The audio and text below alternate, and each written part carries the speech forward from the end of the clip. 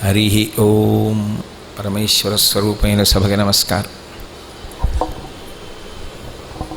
తామ్రాంభోజం జలజనికటే తత్ర బంధూకపుష్పం తస్మిన్ మల్లీ కుసుమసుషమాం తత్ర వీణానినాదం వ్యావృణ్వానా సుకృతలహరీ కాపి కాంచీనగర్యా ఐశానీశా కలయతితరా ఇంద్రజాలం విలాసం అంటారు మూకశంకరులు. అమ్మవారి గురించి వర్ణన చేస్తూ ఒక అద్భుతమైనటువంటి శ్లోకాన్ని అందించారు. ఆ శ్లోకాన్ని అన్వయం చేసుకోవడంలో ఆ శ్లోకాంతర్గతంగా ప్రతిపాదింపబడినటువంటి విషయాన్ని ధ్యానం చెయ్యడంలో పరదేవత యొక్క విశేషమైన అనుగ్రహం ప్రసరించడానికి యోగ్యమైనటువంటి విషయములు ఏ ఉంటాయో వాటిని ప్రస్తావన చేస్తున్నారు. అందుకే తామ్రాంభోజం జలదనికటే తత్ర బంధూక పుష్పం. జలదనికటే అంటే నల్లని మబ్బు, నీరు నిండినటువంటి మబ్బు. ఆ నల్లని నీరు నిండినటువంటి మబ్బులో ఎర్రని తామర పువ్వు పూసింది అన్నారు. ఆ నల్లగా నీరు నిండినటువంటి మబ్బు ఏదో కాదు, ఆమె యొక్క గబరీబంధమే అని మీకు నేను మనవి చేసి ఉన్నా. సాధారణంగా లోకంలో ఒక్కొక్క వస్తువుకి ఒక్కొక్క లక్షణం ఉంటుంది. కొన్ని అంతర్లీనంగా ఉంటాయి, కొన్ని బాహ్యంలో అనుభవించడానికి వీలుగా ఉంటాయి. ఉదాహరణకి ఒక దీపం ఉందనుకోండి, దాని యొక్క ప్రయోజనం కాంతినివ్వడం. దీపము వలన కాంతిని అనుభవిస్తాం. ఒక పండు ఉందనుకోండి, దాన్ని తింటే పౌష్టికాహారం అందుతుంది, శరీరం శక్తిని పొందుతుంది, కడుపు నిండుతుంది. కొన్నింటిని అనుభవించడము అన్న మాటలో అర్థం కేవలముగా ఏదో భౌతికంగా వాటిని తినుట అని కాదు. ధ్యానం చేసినటువంటి కారణం చేత ఏ వస్తువుని ధ్యానం చేస్తున్నారో, ఏ విషయాన్ని ధ్యానం చేస్తున్నారో అది మనసు మీద ప్రభావం చూపిస్తుంది. దాని ప్రభావం ఒక్కొక్కసారి ఉత్తర క్షణంలో కొంతకాలం పాటు ఉండొచ్చు, ఒక్కొక్కసారి జీవిత పర్యంతం ఉండొచ్చు, ఒక్కొక్కసారి కోట్ల జన్మలకు సంబంధించినటువంటి వాసనాబలాన్ని చేయగలిగినదై ఉండొచ్చు. ఉదాహరణకి నేను ఒక ఆట చూస్తున్నాను అనుకోండి, ఆ ఆట చూస్తున్నప్పుడు నాలో ఒక రకమైన సంతోషము ఉద్భుతమవుతుంది. అది ఎంతసేపు ఉంటుంది అంటే ఆ ఆట చూస్తున్నంతసేపు ఉంటుంది. ఆట అయిపోయాక ఏదో జ్ఞాపకం తెచ్చుకుంటే ఓ పూట ఉండొచ్చు, ఓ గంట ఉండొచ్చు, మహా అయితే ఓ రోజు ఉండొచ్చు, అంతకన్నా ఉండే అవకాశం ఉండదు. కానీ ఒక మంచి శ్యామశాస్త్రి గారి కీర్తన విన్నాను అనుకోండి, ఆ కీర్తన గురించి నేను ఆలోచన చేస్తుండగా అది నాకు రాత్రి పడుకున్నా జ్ఞాపకానికి రావచ్చు, రేపు పొద్దున్నా జ్ఞాపకానికి రావచ్చు, రేపు పూజ చేసేటప్పుడు జ్ఞాపకానికి రావచ్చు, రేపు సాయంకాలం సభకు వచ్చేటప్పుడు మళ్ళీ ఆ కీర్తన వినపడితే బాగుండును అని అనిపించవచ్చు. అలా ఒక్కొక్క వస్తువుని ధ్యానం చేసినప్పుడు ఒక్కొక్క రకమైనటువంటి ఫలితములు ఉంటాయి. అందులో అమ్మవారి యొక్క కేశభారమును, ఈ మాట చాలా జాగ్రత్తగా మీరు పట్టుకోవలసి ఉంటుంది. కేశభారము అంటారు. కేశభారము అంటే జుట్టు ఏదో తేలికగా ఉండడం కాదు. కొద్దిగా చిన్న శిఖంత జట ఉందనుకోండి, నేను ఎవరిని విమర్శించట్లేదు, ఏదో అది ఆరోగ్యం వల్ల అవ్వచ్చు, అనారోగ్యం వల్ల అవ్వచ్చు. ఇంతే జట ఉందనుకోండి, అది చాలా తేలికగా ఉంటుంది. కేశభారము అని ఎప్పుడంటారు?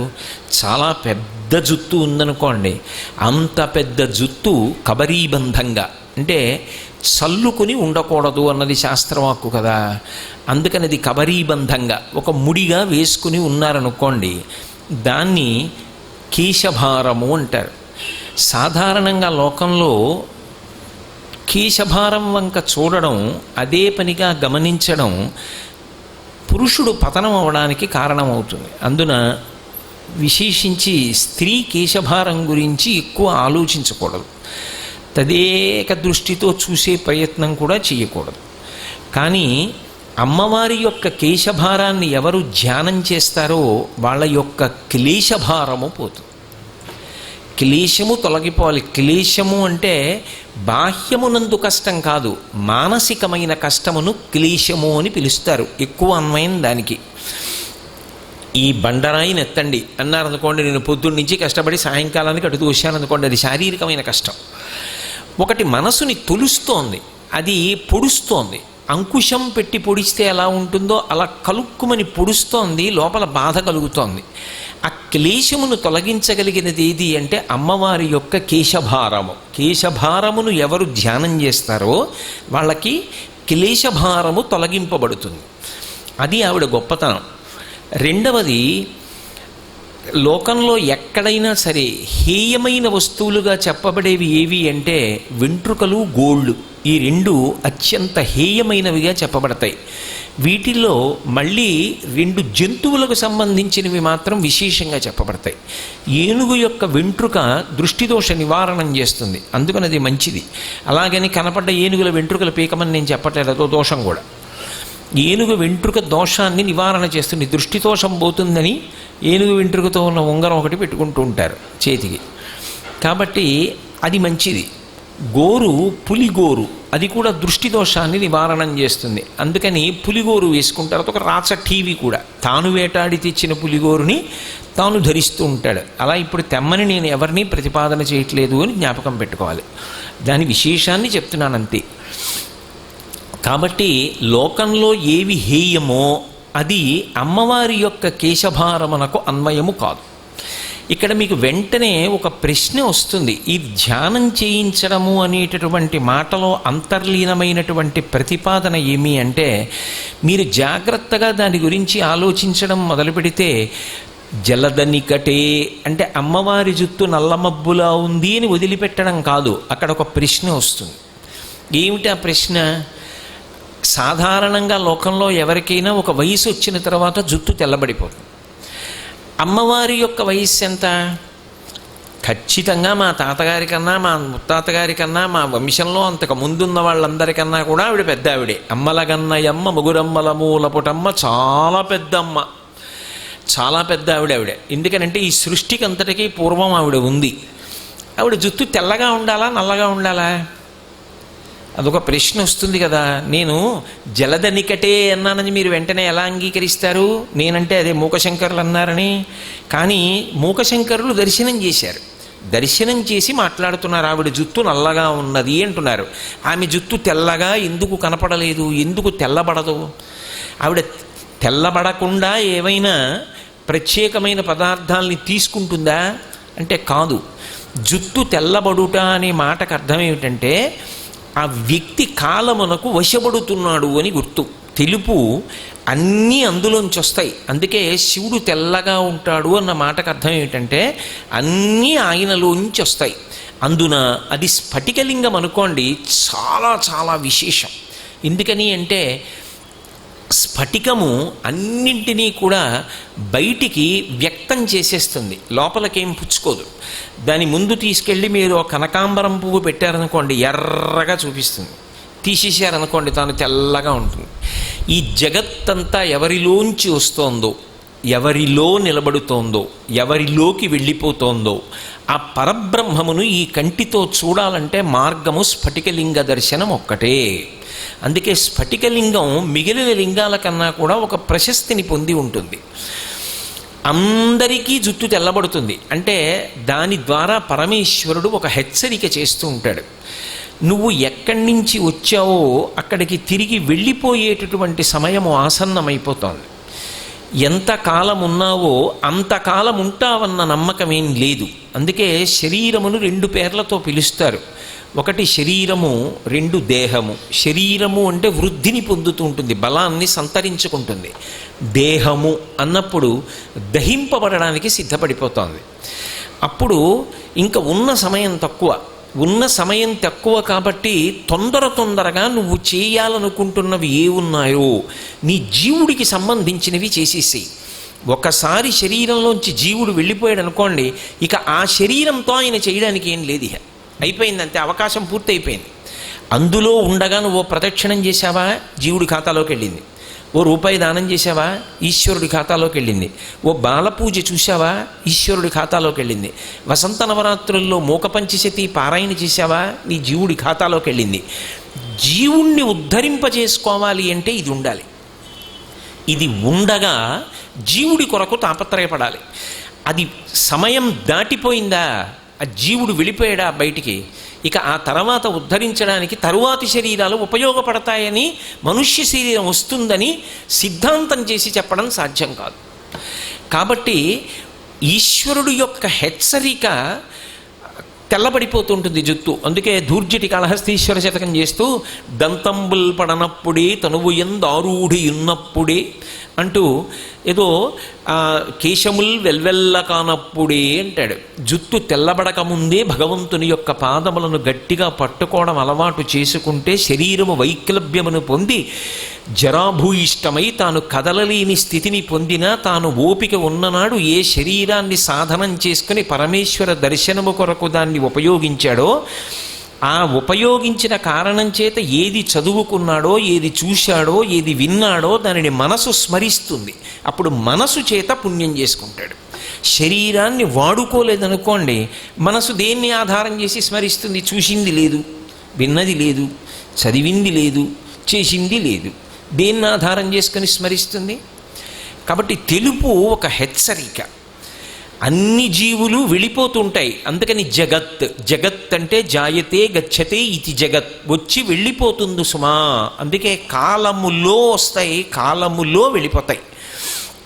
ఒక జనన తేదీ ఉన్నది అంటే రెండవ వైపు వేసేటటువంటి తేదీ కూడా ఉన్నది.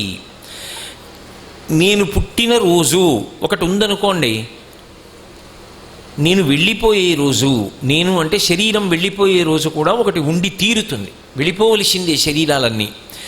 ఆ వెళ్ళిపోవాలి కాబట్టి జాగ్రత్త పడు. కురుపుణ్యం అహోరాత్రం. మంచి పనులు చెయ్యడానికి సుముహూర్తాలు ఉండవు.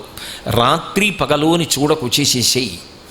కాబట్టి ఇది కాలమునకు వశపడిపోయేటటువంటి వారందరికీ అన్వయం. ఆవిడ జుత్తు కూడా తెల్లబడింది అనుకోండి, అప్పుడు ఆవిడ కూడా కాలమునకు వశపడిపోయిందని అర్థమా కాదా? అందుకే నిత్య యవ్వన, ఆవిడ ఎప్పుడూ యవ్వనంలో ఉంటుంది. శివుడు ఉన్నాడు అనుకోండి, ఆయన ఎప్పుడూ యవ్వనంలో ఉంటాడు. ఎలా? చిత్రం వటతరోర్మూలే వృద్ధా శిష్యా గురుర్యువ గురోస్తు మౌనం వ్యాఖ్యానం శిష్యాస్తు చిన్న సంశయా. గురువుగారు యవ్వనంలో ఉన్నాడు, శిష్యులు వృద్ధులయ్యి ఉన్నారు. వయస్సులో పెద్దవాళ్ళు శిష్యులు, వయసులో చిన్నవాడు గురువుగారు, యవ్వనంలో ఉన్నవాడు. అంటే దాని అర్థం ఎవడు కాలమునకు వశపడడో వాడే కాలమునకు వశపడకుండా శిష్యుల్ని ఉద్ధరించగలడు. తానే ఉత్తీర్ణత చెందని వాడు తన శిష్యుల్ని ఎలా ఉత్తీర్ణుల్ని చేస్తాడు? కాబట్టి ఆయన యవ్వనంలో ఉంటాడంటే కాలమునకు వశపడడు. అమ్మవారు కాలమునకు వశపడదు. ఆవిడ మహాప్రళయ సాక్షిణి. అమ్మ అన్న మాటలో ఒక మాధుర్యం ఉంది. అమ్మే లోకాలన్నింటినీ మహాప్రళయంలో కలిపేస్తుంది అంటే బాగుండదు. అందుకని ఆవిడ చూస్తూ ఉంటుంది అంతే. శివుడు మహాప్రళయంలో సమస్త భూతములను తనలోకి తీసేసుకుంటుంటే ఆవిడ సాక్షిగా నిలబడి చిట్ట చివర తాను కూడా శివుడిలోకి వెళ్ళిపోతుంది. మళ్ళీ ఆవిడ మొట్టమొదట అహంస్ఫురణగా పైకొస్తుంది. నేను అన్న భావన శివుడికి వస్తుంది. పురస్తాదస్తాం నహ పురమధితురహో పురుషిక అంటారు శంకరులు సౌందర్యలహరిలో. నహ మా ముందు ఆ శంకరుని యొక్క నేనన్న భావన మూర్తిమంతమై నిలబడుగాక. ఆమెయే అమ్మవారు అంటారు. కాబట్టి ఆమె కాలాతీతురాలు సుమా అని చెప్పడం జలదనికటే. ఆమె కొప్పుని అడ్డుపెట్టి చెప్పడం. 2 అసలు కొప్పుతో మొదలు పెట్టడం ఎందుకు అంటే అమ్మ అన్న భావనతో పరబ్రహ్మమునకు నిజానికి లింగభేదం ఉండదు. ఆమె స్త్రీయా పురుషుడా నపుంసకుడా అంటే అలా ఉండదు భగవంతునికి. స్త్రీ పురుష నపుంసక మూర్తియును కాక తిర్య కమర నరాది మూర్తియును కాక కర్మ గుణభేద సదసత్ప్రకాశి కాక వినుక నన్నుయుతానకు విభుతలంతు అంటారు గజేంద్రమోక్షణంలో పోతన గారు.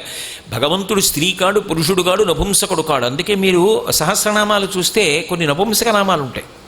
కాబట్టి భగవంతుడికి లింగభేదం ఉండదు. కానీ పరదేవతగా అమ్మ అన్న భావనతో ఆరాధన చేసినప్పుడు కేశాది పాదాది పర్యంతం చూస్తారు, పైనుంచి కిందకొస్తారు. అందుకే లలితా సహస్రనామ స్తోత్రం కూడా ఈ మర్యాద పాటిస్తుంది. ఈ మర్యాద పాటిస్తుంది కాబట్టే మొట్టమొదట అమ్మవారి కొప్పు దగ్గర మొదలు పెడతారు. చంపకాశోక పున్నాగ సౌగంధిక లసత్కచ కురు విందమణిశ్రేణీ కనత్కోటీరమండిత అంటూ అలా క్రమక్రమంగా కిందకొస్తూ పాదాల దగ్గరికి వచ్చి కాలి గోటి దగ్గరికి వచ్చి నకదీదితి సంచన్నన మజ్జన తమోగుణ. పాదములు చిటికిన వేలి గోటి యొక్క కాంతి దగ్గర పరిసమాప్తం చేస్తారు. అథవా ఏదో పదద్వయ ప్రభాజాల పరాకృత సరూరుహ సింజానమణిమంజీరమండిత శ్రీపదాంబుజ మరాళి మందగమన మహాలావణ్య సేవది. అవన్నీ పాదాల దగ్గర పరిపూర్ణమైపోయేటటువంటి నామాలు. అంటే పాదం తల దగ్గర నుంచి పాదముల వరకు వస్తారు. అథాంగ పూజ చేస్తున్నారనుకోండి, పాదముల దగ్గర నుంచి తల వరకు పెడతారు.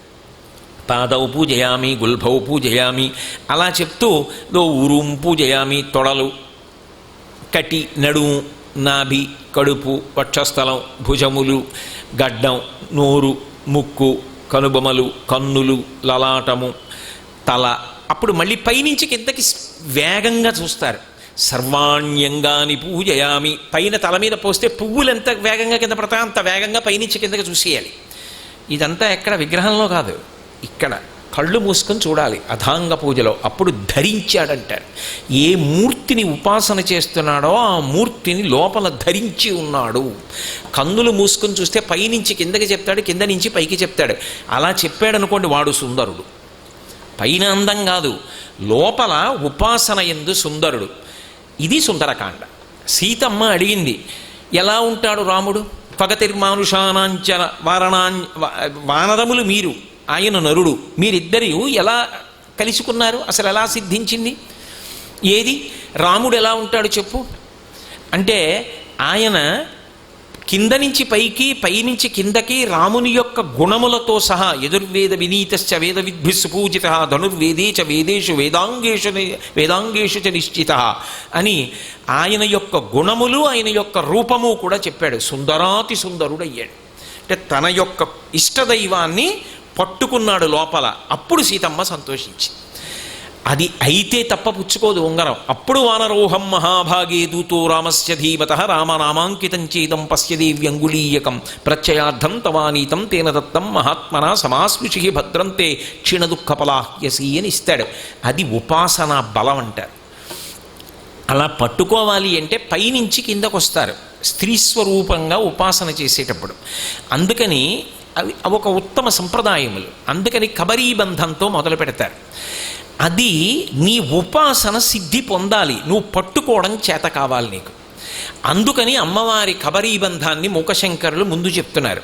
ఆ ముందు చెప్పినప్పుడు బాగా దృష్టి పెట్టించడం కోసమని జలదనికటవు అని మొదలుపెట్టారు. నల్ల నీరు నిండిన మబ్బు ఎలా ఉంటుందో అటువంటి కబరీబంధముతో అమ్మవారు ఉన్నది. సౌందర్యలహరిలో శంకర భగవత్పాదులు అనేకమైన శ్లోకాలు చేశారు. అనేక శ్లోకాలు చేసినా కొన్ని శ్లోకాలకి ఫలశ్రుతి స్వరూపంగా ఫలితాన్ని చెప్పారు. కొన్ని శ్లోకాల దగ్గర అసలు చెప్పలేదు. అసలు చెప్పలేదు అంటే కారణం ఏమిటంటే చెప్పడం సాధ్యం కాదు అని దాని అర్థం. అలా కొన్ని శ్లోకాలు బహుశः నా దృష్టిలో ఒక్క శ్లోకంలోనేమో మొదలు పెడుతూనే ఫలశ్రుతితో మొదలుపెట్టారు. ఇది ఈ ఫలితం ఇస్తుందంటూ మొదలుపెట్టేశారు శ్లోకాన్ని. అలా మొదలుపెట్టిన ఏకైక శ్లోకం శంకర భగవత్పాదులది సౌందర్యలహరిలో అమ్మవారి కబరీబంధం గురించి, అమ్మవారి జుత్తు ముడి గురించి. ఎందుకని అలా మొదలు పెడతారు? ఎందుకు అలా ఇస్తారు? గురుస్వరూపమైనటువంటి వారు మూకశంకరులు కాదు పలుకుతున్నది, మీరు బాగా జ్ఞాపకం పెట్టుకోవాలి. కామాక్షి పలుకుతోంది ఆయనలోంచి. కామాక్షి ఆయనలోంచి ఎందుకు పలుకుతోంది? జలదనికటవు అని ఆవిడ కబరీబంధం గురించి ఆవిడ ఎందుకు పలుకుతోంది అంటే, అమ్మవారి యొక్క కబరీబంధ దర్శనం సాధ్యం కాదు. ఎందుచేత సాధ్యం కాదంటే, కరచరణాదులతో ఒక మూర్తి ఉన్నదనుకోండి, ఎప్పుడైనా వెనక నుంచి పూజ ఉండదు. మీకు తేలికగా చెప్పాలి అంటే, మన అదృష్టం ఇటువంటి క్షేత్రములు బహుకొద్ది క్షేత్రములు ఉంటాయి. ఒక్క ప్రాంగణంలో శివకేశవులు ఇద్దరూ కొలువై ఉన్నారు. శివలింగం దగ్గరికి వెళ్ళి అభిషేకం చేస్తున్నారు అనుకోండి, పక్కన నించోవచ్చు, ముందు నించోవచ్చు, వెనక నించోవచ్చు. ఎందుకంటే సజ్జోజాత అఘోర తత్పురుష వామదేవ ఈశానములని 5 ముఖములు ఉంటాయి. ఎటు నించుని చేసినా అభిషేకం ఆయనకు అందిపోతుంది. ఈ స్వామి దగ్గరికి వెళ్ళారనుకోండి, ఆయన కరచరణాదులతో ఉంటాడు కాబట్టి ముందు నుంచి పూజ చేస్తారు, కానీ వెనక్కి వెళ్ళి పూజ చేయరు ఆయనకి. అందుకని ఏవి వెనక వైపు నిలబడితే తప్ప చూడడం సాధ్యం కాదో అవి మీరు ఎప్పటికీ చూడడం కుదరదు. అది ఎవరు చెప్పాలి అంటే, బాగా ధ్యానం చెయ్యగలిగిన వాడెవరుంటాడో వాడిని పరమాత్మ అనుగ్రహించిన నాడు మాత్రమే వాడు చూడగలుగుతాడు, తప్ప ఇతరులకు సాధ్యం కాదు అందుకే అన్నమాచార్యులు వారు ఓ అద్భుతమైన మాట అంటాడు, పరమయోగీంద్రులకు భావగోచరమైన సరిలేని పాదాల జంట కంటి అంటాడు. ఏమిటి? పరమయోగీంద్రులు మాత్రమే ఆయన పాదములు చూడగలడు అన్నాడు. ఏమిటి ఆయన పాదములను చూడడం అంటే, నిజంగా మీరు ఆయన పాదముల వంక చూసినది నిజమైతే మీ మనసు చాలా భారం పొందుతుంది. అలా చూడలేదనుకోండి, అలా మీరు పరకాయ ప్రవేశం చేయలేకపోయారనుకోండి, లోపల నుంచి రసావిష్కారము ఉండదు. అలా ఎందుకన్నావు నువ్వు అంటారేమో. నేను మీకు ఒక ఉదాహరణ చెప్తా. ఇక్కడే స్వామిని దర్శనం చేయండి మీరు. సాధారణంగా మనం కూర్చున్నాం అనుకోండి, పాదం ఏం చేస్తాం? ఇలా పెడతాం. ఏదో ఒక ఆసనం మీద 2 పాదాలు ఇలా ఉంచుతాం. మహా అయితే ఏం చేస్తాం? ఇలా వేసుకుని ఇటుపక్క కోటి ఇటుపక్క కోటి పెడతాం. అంతేకాని ఇలా పాదపీఠం పెట్టి పాదాన్ని ఇలా తిప్పి పెట్టమన్నారు అనుకోండి, అలా పెట్టి కూర్చోండి కాసేపు, కాలు తిరిగిపోతుంది, అంత బాధ పొందుతుంది. కానీ ఆయన మనందరం తనివి తీరా చూడాలని తన పాదాన్ని ఇలా తిప్పి పద్మం మీద పెట్టి ఉంచాడు. స్వామి పాదం చూడండి. అప్పుడు మీకు వెంటనే మానసికంగా ఏమనిపించాలి? దర్శనం చేసి, నా తండ్రి నా కోసం ఇంత కష్టమైన నేను నీ పాదదర్శనం బాగా పొందాలి, వెనక మడమ కూడా నాకు కనపడాలని ఇలా తిప్పి పెట్టావా? పాదం ఇలా పెట్టుంచడం ఎంత కష్టం అండి. అందున పద్మం మీద ఇలా పెట్టుంచాలి. అలా పెట్టుంచండి ఒక్క అరగంట ఎందుకంటే పావు గంట ఉంచండి పాదాన్ని. ఎంత నిప్పెట్టేస్తుందో ఉంచలేరు. ఆయన ప్రతిష్ఠ నుంచి అలాగే ఉన్నాడు, ఎప్పటికీ అలాగే ఉంటాడు. అంటే అది ఆయన కారుణ్యం. మనకు ఆయన పాదం కనపడాలని, మనం దర్శించాలని అనుగ్రహిస్తున్నాడు. అప్పుడు మీరు ప్రత్యేగాత్మ అంటారు. నిలబడిన వాడు విడిపోతాడు. విడిపోయి, అబ్బా ఇంత క్లేశం పొందుతున్నావా నా తండ్రి, ఒక్కసారి నీ కాళ్ళు పడతాను, ఒక్కసారి నీ పాద సంవాహనం చేస్తాను, నీ పాదాలు ఒత్తి నా తల మీద పెట్టుకుంటాను అని మీరక్కడ నిలబడినట్టు ఉంటారు. కానీ విడిపోతారు. విడిపోయి అంతరాలయంలోకి వెళ్ళిపోయి స్వామి పాదములు ఒత్తి, ఒక్కసారి నిలువుగా పెట్టుకో స్వామి, కాస్త సేద తీరు, ఎంతమంది ఉన్నారని బెంగలేదులే, ఒకసారి నిలువుగా పెట్టు, ఒక్కసారి నీ కాళ్ళు ఒత్తుతాను అని కాళ్ళొత్తి, గృహీత్వా హస్తాభ్యాం అంటారు శంకర్లు. అరిచేతిలో ఆ పాదాలు పట్టుకొని, శిరసి నయనే వక్షశివహన్ తల మీద పెట్టుకుని కళ్ళకి ఇలా ఆ వేళ్ల యొక్క చివరి భాగములు తగిలించుకుని తల ఉంచి ఆయన పాదం తల మీద పెట్టుకుని మురిసిపోతారు. ఎక్కడ నిలబడి? పైకి చూసే వాళ్ళకి మీరు అక్కడే నిలబడతారు. కానీ ప్రత్యేగాత్మ అంటారు, విడిపోయి ఆయనకి సేవ చేస్తారు. అది ఆయన అందుకుంటాడు. అది యోగసిద్ధి. అంటే తానుగా ఉన్నట్టు కనపడుతూ తాను విడిపోయి ఈశ్వర సేవ చేస్తాడు భావము చేత. అది భగవంతుడికి కావాలి. అది పరమయోగీంద్రులకు భావగోచరమైన సరిలేని పాదాల జంట కంటి. అంటే పాదం అంటే పైభాగం కనపడుతుంది. నిజానికి తల మీద పెట్టుకోవాలి, అరిచేతుల్లో పట్టుకోవాలంటే అడుగు భాగం కూడా కనపడాలిగా. రేఖామయద్దశుధాకలచాత పత్ర వజ్రంకుశాంబురుహకల్పకశంకచక్రై భవ్యైరలంకృతతలౌ పరతత్వ చిహ్నై శ్రీవేంకటేశ చరణౌ శరణం ప్రపద్యే. ఆ అరికాళ్లలో దివ్య చిహ్నములున్నాయి. అది ఎవడు అలా విడి వెళ్ళగలడో వాడు ఒక్కడు చూస్తాడు తప్ప అన్యులకు చూడడం సాధ్యము కాదు. ఆయన చూపించడు. కాబట్టి ఆ కబరీబంధం కనపడదు. ఎందుకని? వెనక్కి వెడితే కానీ తెలియదు. ఒకవేళ నేను వెనక్కి వెడతానండి, నేను ప్రతిష్ఠ చేసిన మూర్తి, నేను అభిషేకం చేస్తున్నా కాబట్టి నేను వెనక్కి వెడతా. ఓ గుళ్ళో అర్చక స్వామి ఉన్నారనుకోండి, ఆయనకి అధికారం ఉంటుంది, ఆయన వెనక్కి వెడతారు, నేను చూస్తానండి అన్నాడు. కానీ ఆయనకి కూడా ఒక కష్టం ఉంటుంది. ఏమిటో తెలుసా? అసలు మూర్తికి ఒక కిరీటం ఉంటుంది సహజంగా. ఆ కిరీటంలోకి వెళ్ళిపోతుంది కబరీబంధం. అందుకని కనపడదు పూర్తిగా. మరి కనపడని కబరీబంధం కనపడితే తప్ప అసలు జన్మ సార్థక్యం పొందదు. అది కనపడిందనుకోండి తరించిపోయాడంతే. అందుకే ఇప్పటికీ మీకు నేను ఒక ఉపాసన రహస్యం చెప్పాలి అంటే, అమ్మవారిని మనసులో బాగా పట్టుకోగలిగిన వ్యక్తి ఏ మందిరంలో కూర్చుని పూజ చేస్తాడో ఆ మందిరంలోంచి సువాసన వస్తాయి. కావాలంటే మీరు పెద్దలను అడగండి. ఆ మందిరంలో సువాసన వస్తాయి. ఎందుకు వస్తాయంటే అమ్మవారు కూర్చుని కబరీబంధ దర్శనమిస్తుంది. కామకోటికి 64వ పీఠాధిపతి పేరు కూడా చంద్రశేఖరేంద్ర సరస్వతి. ఆ పీఠంలో చాలామందికి చంద్రశేఖరేంద్ర సరస్వతి అని పేరుంది. 68వ వారు నడిచే దేవుడు అని పేరుగాంచిన చంద్రశేఖరేంద్ర సరస్వతి. 64వ వారు ఒకప్పుడు అమ్మవారికి అభిషేకం చేయడానికి కామాక్షి మందిరంలోకి వెళ్ళారు. వెళ్ళి అమ్మవారి తల మీద పాలు పోశారు. పాలు పోసి మంత్రం శ్రీసూక్తం చెప్తున్నారు. ఎందుకో ఇలా పైకి చూశారు, పెచ్చు ఊడి కనపడింది. అయ్యో అమ్మా, అంతరాలయం దెబ్బతింటోందా, ఆలయాన్ని పునర్నిర్మాణం చేసి కుంభాభిషేకం చేస్తానమ్మా అని ఆయనకి బాధ వచ్చేసి పాత్ర అక్కడ పెట్టి బయటికి వెళ్ళిపోయారు. వెళ్ళిపోయిన వారు మిగిలిన అర్చకులు పూర్తి చేశారు. ఏదో ఆయన వెళ్ళారనుకున్నారు, పాలు పోసి వెళ్ళిపోయారనుకున్నారు. ఆయన చెన్నై వెళ్ళిపోయారు. ఆ రోజుల్లో దాని పేరు మెద్రాస్. దానికి చుట్టూ గోడ ఉండేది, అప్పుడు తలుపులు ఉండేవిట. వెళ్ళిపోయి రాత్రి పడుకున్నారు. ఏదో శిష్యుల్ని అందరినీ పిలిచి మాట్లాడి ద్రవ్యం పట్టుకురావాలి, పట్టుకొచ్చి ఆలయం అంతా పునర్నిర్మాణం చేయాలని పాపం ఆయన కోరిక. పడుకుంటే ఓ రాత్రి వేళ కామాక్షి ఆయన పడుకున్న దగ్గరికి వచ్చి తట్టి లేపింది. ఆయన లేచారు. కేశపాశాన్ని తీసి ఇలా చూపించి ముట్టుకో అంది. ఆయన ఇలా ముట్టుకున్నారు. జిగురుగా ఉంది. ఏమ్మా జుట్టు జిగురుగా ఉందన్నారు. పాలు పోసి వెళ్ళిపోయావు అని. అమ్మా, నీ గుడి పునర్నిర్మాణం చేయాలని తాపత్రయపడ్డానమ్మా అన్నారు. ఏమయ్యా, గుడి పునర్నిర్మాణం చేయడానికి నువ్వు సంపాదించాలా? నన్ను అడిగితే నేను ఇవ్వను. దానికోసం నా జుట్టు ఇలా వదిలి వెళ్ళిపోయావా? చూడు పాలకంపు, ఎంత సువాసనలు రావలసిన జుట్టునది. వెనక్కి వచ్చి అభిషేకం చెయ్యండి. రాత్రికి రాత్రి ఆయన బ్రిటిష్ ప్రభుత్వం వారిని అడిగారు తలుపులు తీయమని. తీశారు. వాళ్ళ గౌరవం కొద్ది, వాళ్ళకి ఆ గౌరవం ఉండేది. తలుపులు తీస్తే వారు గబగబా వచ్చి కంచిలో అమ్మవారికి మళ్ళీ అభిషేకం పూర్తి చేశారు. ఆ తర్వాత ఎక్కడి నుంచి వచ్చిందో కాసుల వర్షం పడిపోయింది. ఆ దేవాలయం అంతా పునర్నిర్మాణం చేశారు. అమ్మని నమ్ముకున్న వాళ్ళకే అమ్మవారు కబరీబంధ దర్శనం ఇస్తుంది.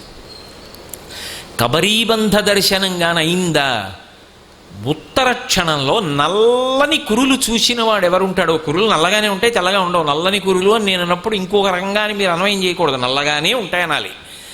ఆ కురుల దర్శనమైతే నల్లని అజ్ఞానపు చీకట్లు విచ్చిపోతాయి. మామూలు చీకట్లు కావు. లోకంలో నల్లటిది పోవాలంటే తెల్లటిది రావాలి, కాంతి రావాలి. కానీ నల్లని జుట్టు నల్లని అజ్ఞానపు చీకటిని చీల్చేస్తుంది. అది అమ్మవారి గొప్పతనం. అది ఎలా సాధ్యం? నోటితో చెప్పడం కాదు, నువ్వు ధ్యానం చేయి తెలుస్తుంది అంతే. దానికి అది ఒకటే జవాబు. అందుకే శంకరాచార్యులు వారు కబరీబంధం మీద శ్లోకం చెప్తే మాత్రం ఫలశ్రుతితో మొదలుపెట్టారు.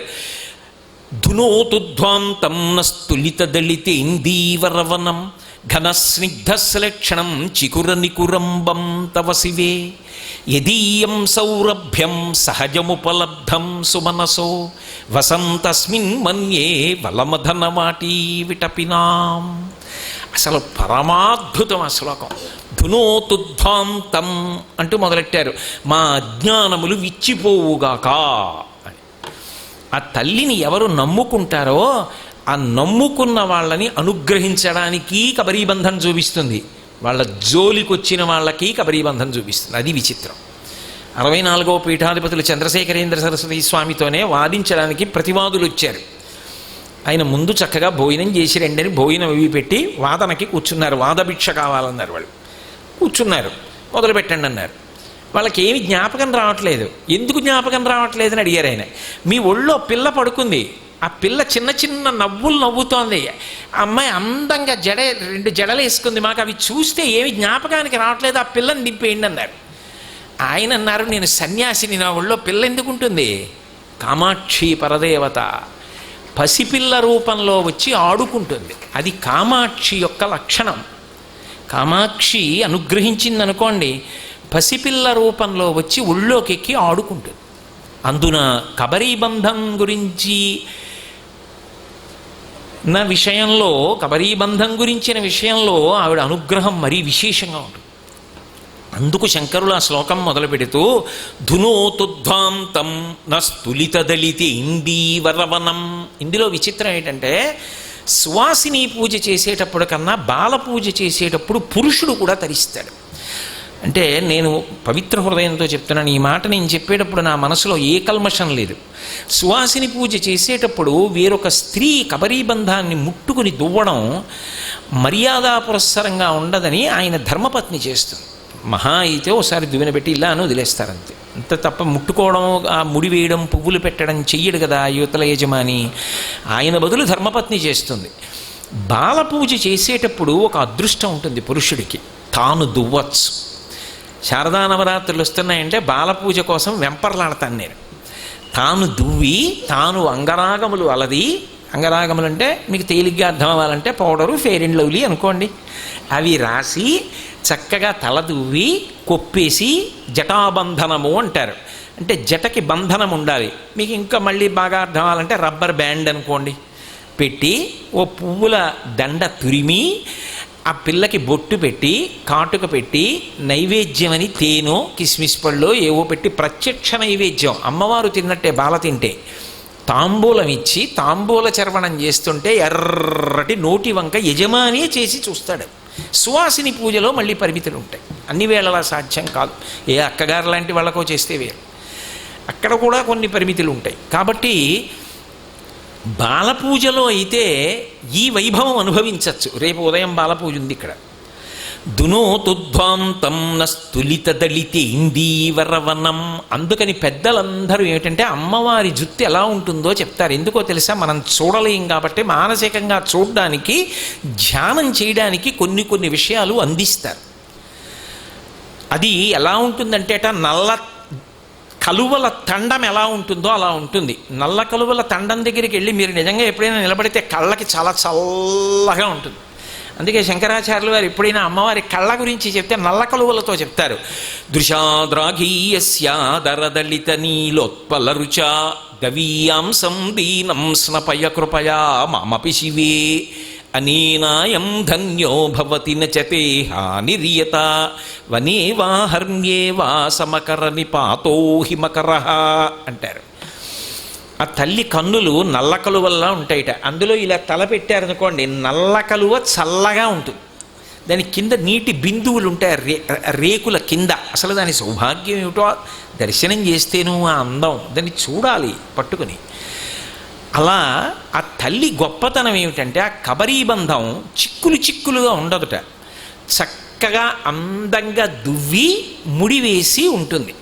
అది సుగంధ తైలముతో అలదితే ఒక మెరుపు ఎలా ఉంటుందో అటువంటి మెరుపు ఒకటి కనపడుతూ ఉంటుంది ఆ జుత్తుతో. అయితే ఆశ్చర్యం ఏమిటంటే సాధారణంగా లోకంలో సువాసిని చిహ్నంగా కబరీబంధంలో పుష్పమాల పెట్టుకుంటారు, అలంకారం చేసుకుంటారు. అమ్మవారు పుష్పమాల పెట్టుకోవడం కాదుట, దేవేంద్రుడి యొక్క స్వర్గలోకంలో ఉండేటటువంటి కల్పవృక్షములకు పూసినటువంటి పువ్వులు కోరుకుంటాయిట. మేము ఓసారి అమ్మవారికి కబరీబంధంలోకి ఎడితే బాగుండు, మమ్మల్ని తురుముకుంటే బాగుండు అనుకుంటాయిట. ఎందుకని అంటే లోకంలో మంచి సువాసన అంటే ఎక్కడుంటుంది, పువ్వుల్లో ఉంటుంది. అందున చాలా గొప్ప పువ్వులేవి కల్పవృక్షాలకి పూసేటటువంటి పువ్వులు. కల్పవృక్షం అంటే ఒక్క కల్పవృక్షం కాదు, కల్పవృక్షము, మందారము, పారిజాతము, హరివంశము, ఇలా 5 ఉంటాయి. ఇందులో ఆ పూసినటువంటి పువ్వులు గొప్ప సుగంధభరితములై ఉంటాయి. అవి అనుకుంటాయిట అమ్మవారి కేశపాశమునకు సహజ సుగంధం ఉంటుంది. సాధారణంగా లోకంలో వెంట్రుకలకి దుర్వాసన ఉంటుంది, అమ్మవారి జుత్తుకి సువాసన ఉంటుంది. అందుకే కబరీబంధాన్ని ధ్యానం చెయ్యగా చెయ్యగా చెయ్యగా చెయ్యగా ఏదో ఒకనాడు ఆ తల్లి తన కబరీబంధ దర్శనమిస్తుంది. ఆనాడు సమాధిలోకి ఎడతాడు భక్తుడు. ఎందుచేత అంటే సువాసినులు గుబాళిస్తాయి. అటువంటి సాధకుడు ఎవరు ఉంటాడో, ఎవడు అలా దర్శనం చేస్తాడో అటువంటి వాడు ఉన్నటువంటి చోట, వాడు పూజ చేసిన చోట పూజ గదిలోంచి సువాసనలు వస్తాయి. ఏ సుగంధ ద్రవ్యమును వాడకపోయినా వస్తాయి. కారణం అమ్మవారు కూర్చుంటుంది అక్కడ. నన్ను నమ్మండి అంటే ఇంకా నేను అంతకన్నా వేదిక మీద చెప్పడం సాధ్యం కాదు. కాబట్టి ఆ అమ్మ సహజముపలబ్ధం సుమనసో వసంతస్మిన్ మన్యే వలమధనమాటి విటపినాం. దేవేంద్రుడి యొక్క అంతఃపురంలో ఉద్యానవనంలో ఉన్నటువంటి వృక్షములకు పూసినటువంటి పువ్వులు నీ యొక్క సిగలోకి చేరాలని కోరుకుంటూ ఉంటాయి. అటువంటి కబరీబంధం నీ కబరీబంధం సహజ సుగంధములను వెదజల్లుతుంటుంది. ఒకప్పుడు దక్షిణ దేశంలో ఒకానొక గ్రామంలో విపరీతమైన కరువు వచ్చింది రాజ్యమంతా. ఒక గ్రామంలో ఒక అర్చకుడు శివాలయంలో పూజ చేస్తుండేవాడు. ఆయన ఏం పెద్ద పాపం విద్వాంసుడు ఏం కాదు, శివుణ్ణి నమ్ముకున్నాడు, అర్చన చేస్తుండేవాడు. శివుడు అన్నాడు, ఆయన అన్నాడు, నేను కూడా వెళ్ళిపోతున్నాను శివ, కరువు వచ్చేసింది, ఉండలేను, నన్ను మన్నించయ్యా, నీకు రేపటి నుంచి అన్నం ఎవరు పెడతారో ఏమో, ఆఖరి నైవేద్యం పెడుతున్నాను, మళ్ళీ ఊరు బాగుంటే వస్తానులే అన్నాడు. నువ్వు వెళ్ళిపోకురా అబ్బాయి, ఎందుకంత బెంగ పెట్టుకుంటావు, నేను ఒక పద్యం రాసిస్తాను, పట్టుకెళ్ళి రాజుగారి దగ్గర చదువు, రాజుగారు నీకు బహుమానాలు ఇస్తారు, నువ్వు వచ్చి ఇక్కడే ఉండు, నాకు ఇంత అన్నం పెడుతూ ఉండన్నాడు. ఆయనకి లేక కాదు, ఆయన భక్తికి. ఆయన వెళ్ళే పద్యం ఆయనకి అదేమిటో తెలియదు పాపం, శివుడు రాశాడు కదా అని చదివాడు. ఏదో సింధుర రాజగమన థమ్మిల్ల బంధంబు సహజ సుగంధంబు అని ఉందని. అంటే ఏనుగు నడిచినట్టుగా నడుస్తుందట అమ్మవారు, అంత అందంగా ఉంటుంది ఆవిడ నడిస్తే. కుంజరగమని మొన్న చెప్పాను కదా, అలా ఉంటుంది ఆవిడ నడకలో అందం, అలా ఉంటుందట. అది ఇక్కడ అనుభవిస్తారు. ఇక్కడ అనుభవిస్తున్నప్పుడు యోగ రహస్యం ఏంటంటే, ఊపిరిలు నియంత్రింపబడి కుడివైపు నుంచి వెళ్ళవలసింది ఎడం వైపుకి ఎడుతుంది, ఎడం వైపు నుంచి వదలవలసింది కుడివైపు నుంచి వెళ్ళిపోతుంది, మారిపోతుంది. ఇది ఈ రహస్యాలన్నీ శంకరాచార్యులు వారి సౌందర్యలహరిలో అసౌనాసా వంశస్తు హినగిరి వంశధ్వజపటి ఆ శ్లోకంలో చెప్పారు. కాబట్టి ఆ ధ్యానమునందు యోగంలో అమ్మవారి యొక్క కబరీబంధ దర్శనాన్ని చేస్తూ ఉంటాడు యోగి. అలా ఎవరు చేస్తున్నాడో వాడి యొక్క అజ్ఞానపు చీకట్లు కొన్ని కోట్ల కోట్ల జన్మలవి విచ్చిపోతాయి. తల్లి అనుగ్రహిస్తుంది. అందుకని శివుడు రాసిచ్చాడు, ఏనుగులా నడవగలిగినటువంటి పార్వతీదేవి యొక్క కేశములు సహజమైన సుగంధముతో ఉన్నాయి అని రాశాడు. అది పట్టుకెళ్ళి చదివాడు ఆయన. నక్కీరుడని మహాహంకారి, నా అంత చదువు వచ్చినవాడు ఎవడూ లేడు అనుకునేవాడు ఆయన. ఆయన లేచి అన్నాడు, తప్పు ఈ పద్యం, అలా ఏ ఆడవారి యొక్క కేశమునకు కూడా సహజ సుగంధం ఉండదు, నేను అంగీకరించనన్నాడు. ఈయన పాపం ఏడుస్తూ, నాకు ఇది తెలియదండి, ఇది తప్పని నాకు తెలీదు, శివుడిస్తే వచ్చాను అని చెప్పి వెళ్ళి శివుడి దగ్గరికి వెళ్ళి మొరబెట్టుకున్నాడు. ఏమయ్యా, నిన్నాళ్ళు సేవించాను, అన్నం పెట్టకపోతే పేడా పోయారా, అవమానం ఇచ్చావా, ఎందుకయా పద్యం అని. అలా అన్నాడా, నేనే వస్తానని శివుడు బ్రాహ్మణ వేషంలో రాజుగారి సభకు వచ్చి, ఎవడురా, ఏ తప్పు చెప్పాడు ఇందులో, అలంకారమో పదబంధమో అర్థమో, ఏది తప్పు చూపించన్నాడు. నక్కీరుడు లేచన్నాడు, ఆడవాళ్ల జుత్తుకి సుగంధం ఏమిటి, గగన కుసుమప్రాయంబు. గగన కుసుమం అంటే ఆకాశంలో పువ్వు ఉందంటే ఎలా ఉంటుందో, తామ్రాంభోజం జలదనికటే తత్ర బంధూక పుష్పం అన్నట్టుగా ఆకాశంలో పువ్వు అన్నట్టు ఉంటుంది, అలా ఉండదు. పార్వతీదేవికి ఉందంటావా, మేము చూడలేదు, మాకు తెలియదు అన్నాడు. ఆ వచ్చిన బ్రాహ్మణ రూపంలో ఉన్న శివుడు అన్నాడు, రే నేను చెప్తున్నాను, ఉంది పార్వతీదేవి యొక్క కేశములకు సహజ సుగంధం, నాకన్నా చెప్పేవాడు ఎవడు, పోనీ నీకెలా తెలుసు బ్రాహ్మణుడు అంటావా, నేనెవరో చూడని చెప్పి లలాటమునందు నేత్రం చూపించాడు. మూడో కన్ను చూస్తే గుర్తుపడతాడు శివుడని పద్యం ఒప్పుకుంటాడు. పాప బ్రాహ్మడికి ఏదో డబ్బు ఇప్పిద్దాన్ని రాజు, ఆయన ఇప్పించలేడా, అహంకారం కూడా తీసేద్దాన్ని నక్కీరుడిదని. ఆయన అన్నాడు, తల చుట్టూ 6 కన్నులు కలిగిన నీ పద్యంబు తప్పే అన్నాడు. ఒక కన్ను కాదు, నీ తల చుట్టూ పద్యాలు కన్నులు చూపించినా ఈ పద్యం తప్పే అన్నాడు. శివుడికి ఆగ్రహం వచ్చింది. ఇంత చదువు వచ్చేటప్పటికి ఇలా ఉంటుంది ఒక్కొక్కడి పరిస్థితి, నువ్వు కుష్ఠరోగంతో బాధపడన్నాడు. హడిలిపోయి కాళ్ళ మీద పడ్డాడు. అహంకారంతో మాట్లాడని, శివ మీకన్నా నాకు తెలుస్తుందా, నన్ను మన్నించండి అన్నాడు.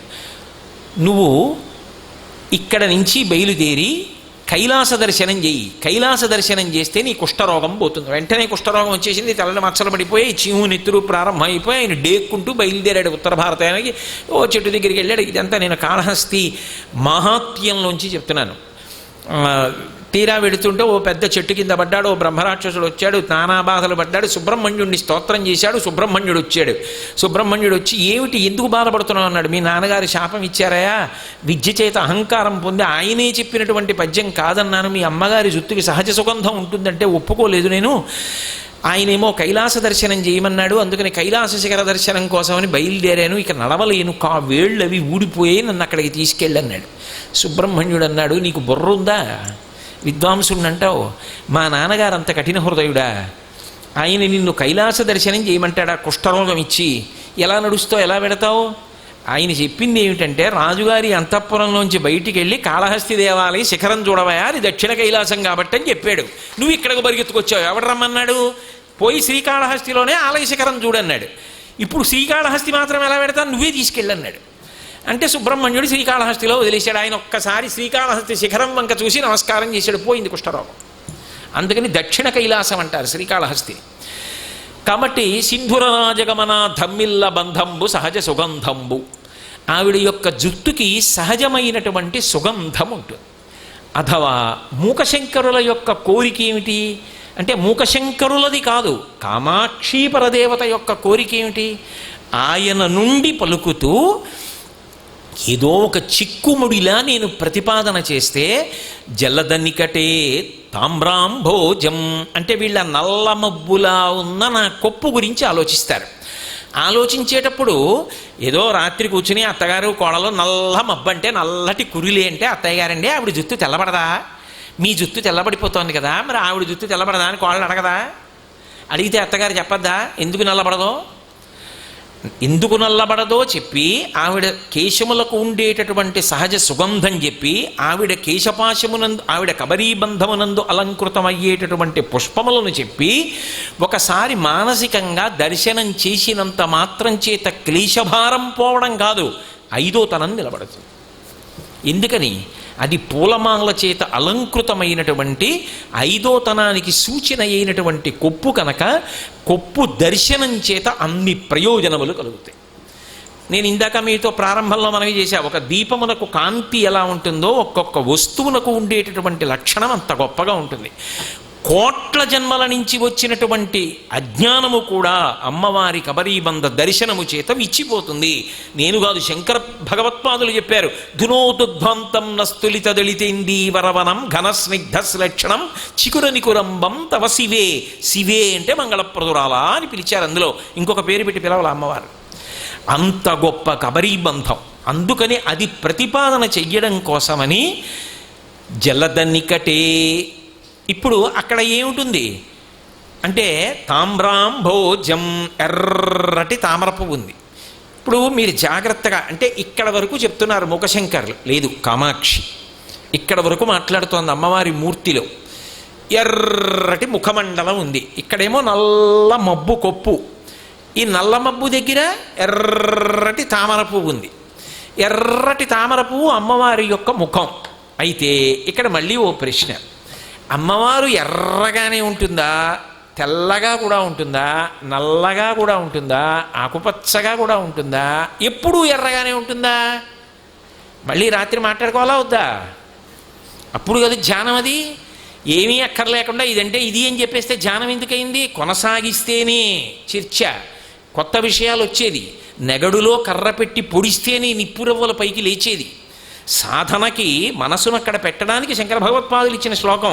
నేనేదో విహంగ వీక్షణం చేస్తున్నా, నిజానికి ఆ శ్లోకాన్ని ఇంకా లోపలికి పెడితే ఎన్ని విషయాలు వస్తాయి అప్పుడు అంటే మీరు ఒక్కటి జ్ఞాపకం పెట్టుకోవాలి. కామాక్షి నలుపుగా కూడా కనపడుతుంది, కామాక్షి ఎర్రగా కూడా కనపడుతుంది, కామాక్షి తెల్లగా కూడా కనపడుతుంది. అలా ఎందుకు కనపడుతుంది అంటే అసలు ఆవిడికి ఏ రంగు లేదు కనుక కదా. కోటేశ్వరరావు గారు ఎలా ఉంటారు అని అడిగారు అనుకోండి, కోటేశ్వరరావు గారు నల్లగా ఉంటారు అంటే కోటేశ్వరరావు ఎప్పుడూ ఇంక తెల్లగా ఉండే అవకాశం లేదు. ఎందుకనంటే కోటేశ్వరరావు నల్లగా ఉంటాడు కాబట్టి. కోటేశ్వరరావు గారు నల్లగాను ఉంటారు, కోటేశ్వరరావు గారు తెల్లగాను ఉంటారు, కోటేశ్వరరావు గారు ఎర్రగాను ఉంటారు. అంటే కోటేశ్వరరావు గారు ఏ రంగులోనూ లేడు, ఎప్పటికప్పుడు రంగు మార్చుకుంటూ ఉంటాడు అని అర్థమా కాదా? అంతేనా? తామ్రాంభోజం అంటే ఎర్ర తామరలా ఉంది అంటే ఎప్పుడూ ఎర్రగా ఉంటుందా? ఎప్పుడూ ఎర్రగా ఉంటే నారాయణి నల్లగా ఉంటుందని ఎలా చెప్పారు? శంకరుడు భార్య ఆమె నల్లగా పుట్టింది కాబట్టి కాళీ అని పేరు పెట్టిన నారదుడు ఎలా చెప్పాడు పార్వతీదేవి గురించి? కాళీ అని శంకరుడు ఎందుకు పిలిచాడు? మరి గౌరీ అని పసుపు తెలుపు ఎరుపు వర్ణములలో గౌరీగా ఎలా వచ్చింది? అక్కడేమో పసుపు తెలుపు ఎరుపులా, లలితగానేమో ఎరుప, నారాయణిగా నలుప, దుర్గగా ఆకుపచ్చ. మరి ఇన్ని రంగులు ఉన్నాయంటే ఆవిడకి ఏ రంగు లేదు కదా.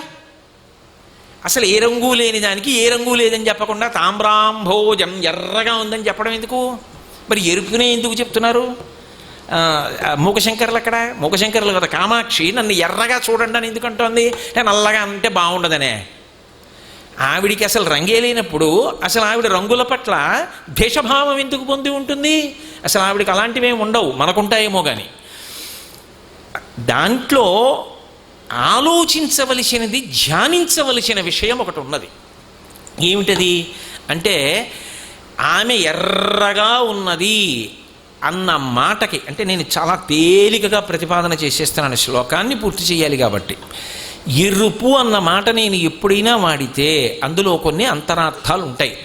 మార్పు చెందుచున్నది, మార్పు చిందించున్నది, రెండు. అపారమైనటువంటి కారుణ్యము, లావణ్యము, సౌందర్యమునకు నిధి అని గుర్తు.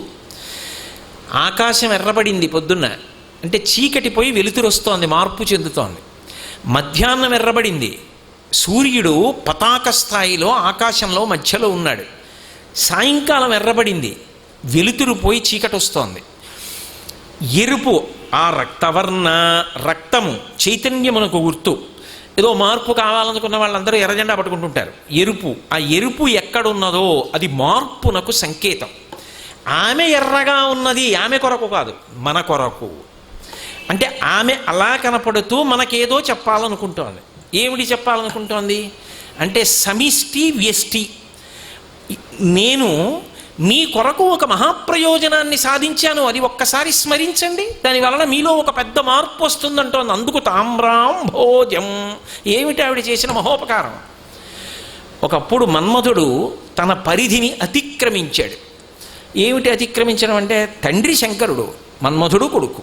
అందుకే మీరు ఒక మాట చాలా జాగ్రత్తగా పట్టుకోవాలి. వీరభద్ర విజయం పరిశీలిస్తే మనసిజుడు అని మన్మధుణ్ణి శ్రీమన్నారాయణుని యొక్క కుమారుడిగా చెప్తారు. విష్ణువు యొక్క కుమారుడు. విష్ణువు యొక్క కుమారుణ్ణి శివుడు కాల్చేశాడు. అసలు శివుడి మీద బాణం వేయడానికి వెళ్ళేటప్పుడు మన్మధుడు చెప్పిన మొదటి మాట ఏమిటో తెలుసా? ఒకవేళ నేను గెలిచి తిరిగి వస్తే మా తండ్రి ఏ చూపు చూచునో అన్న చువ్వగతు అన్నాడు.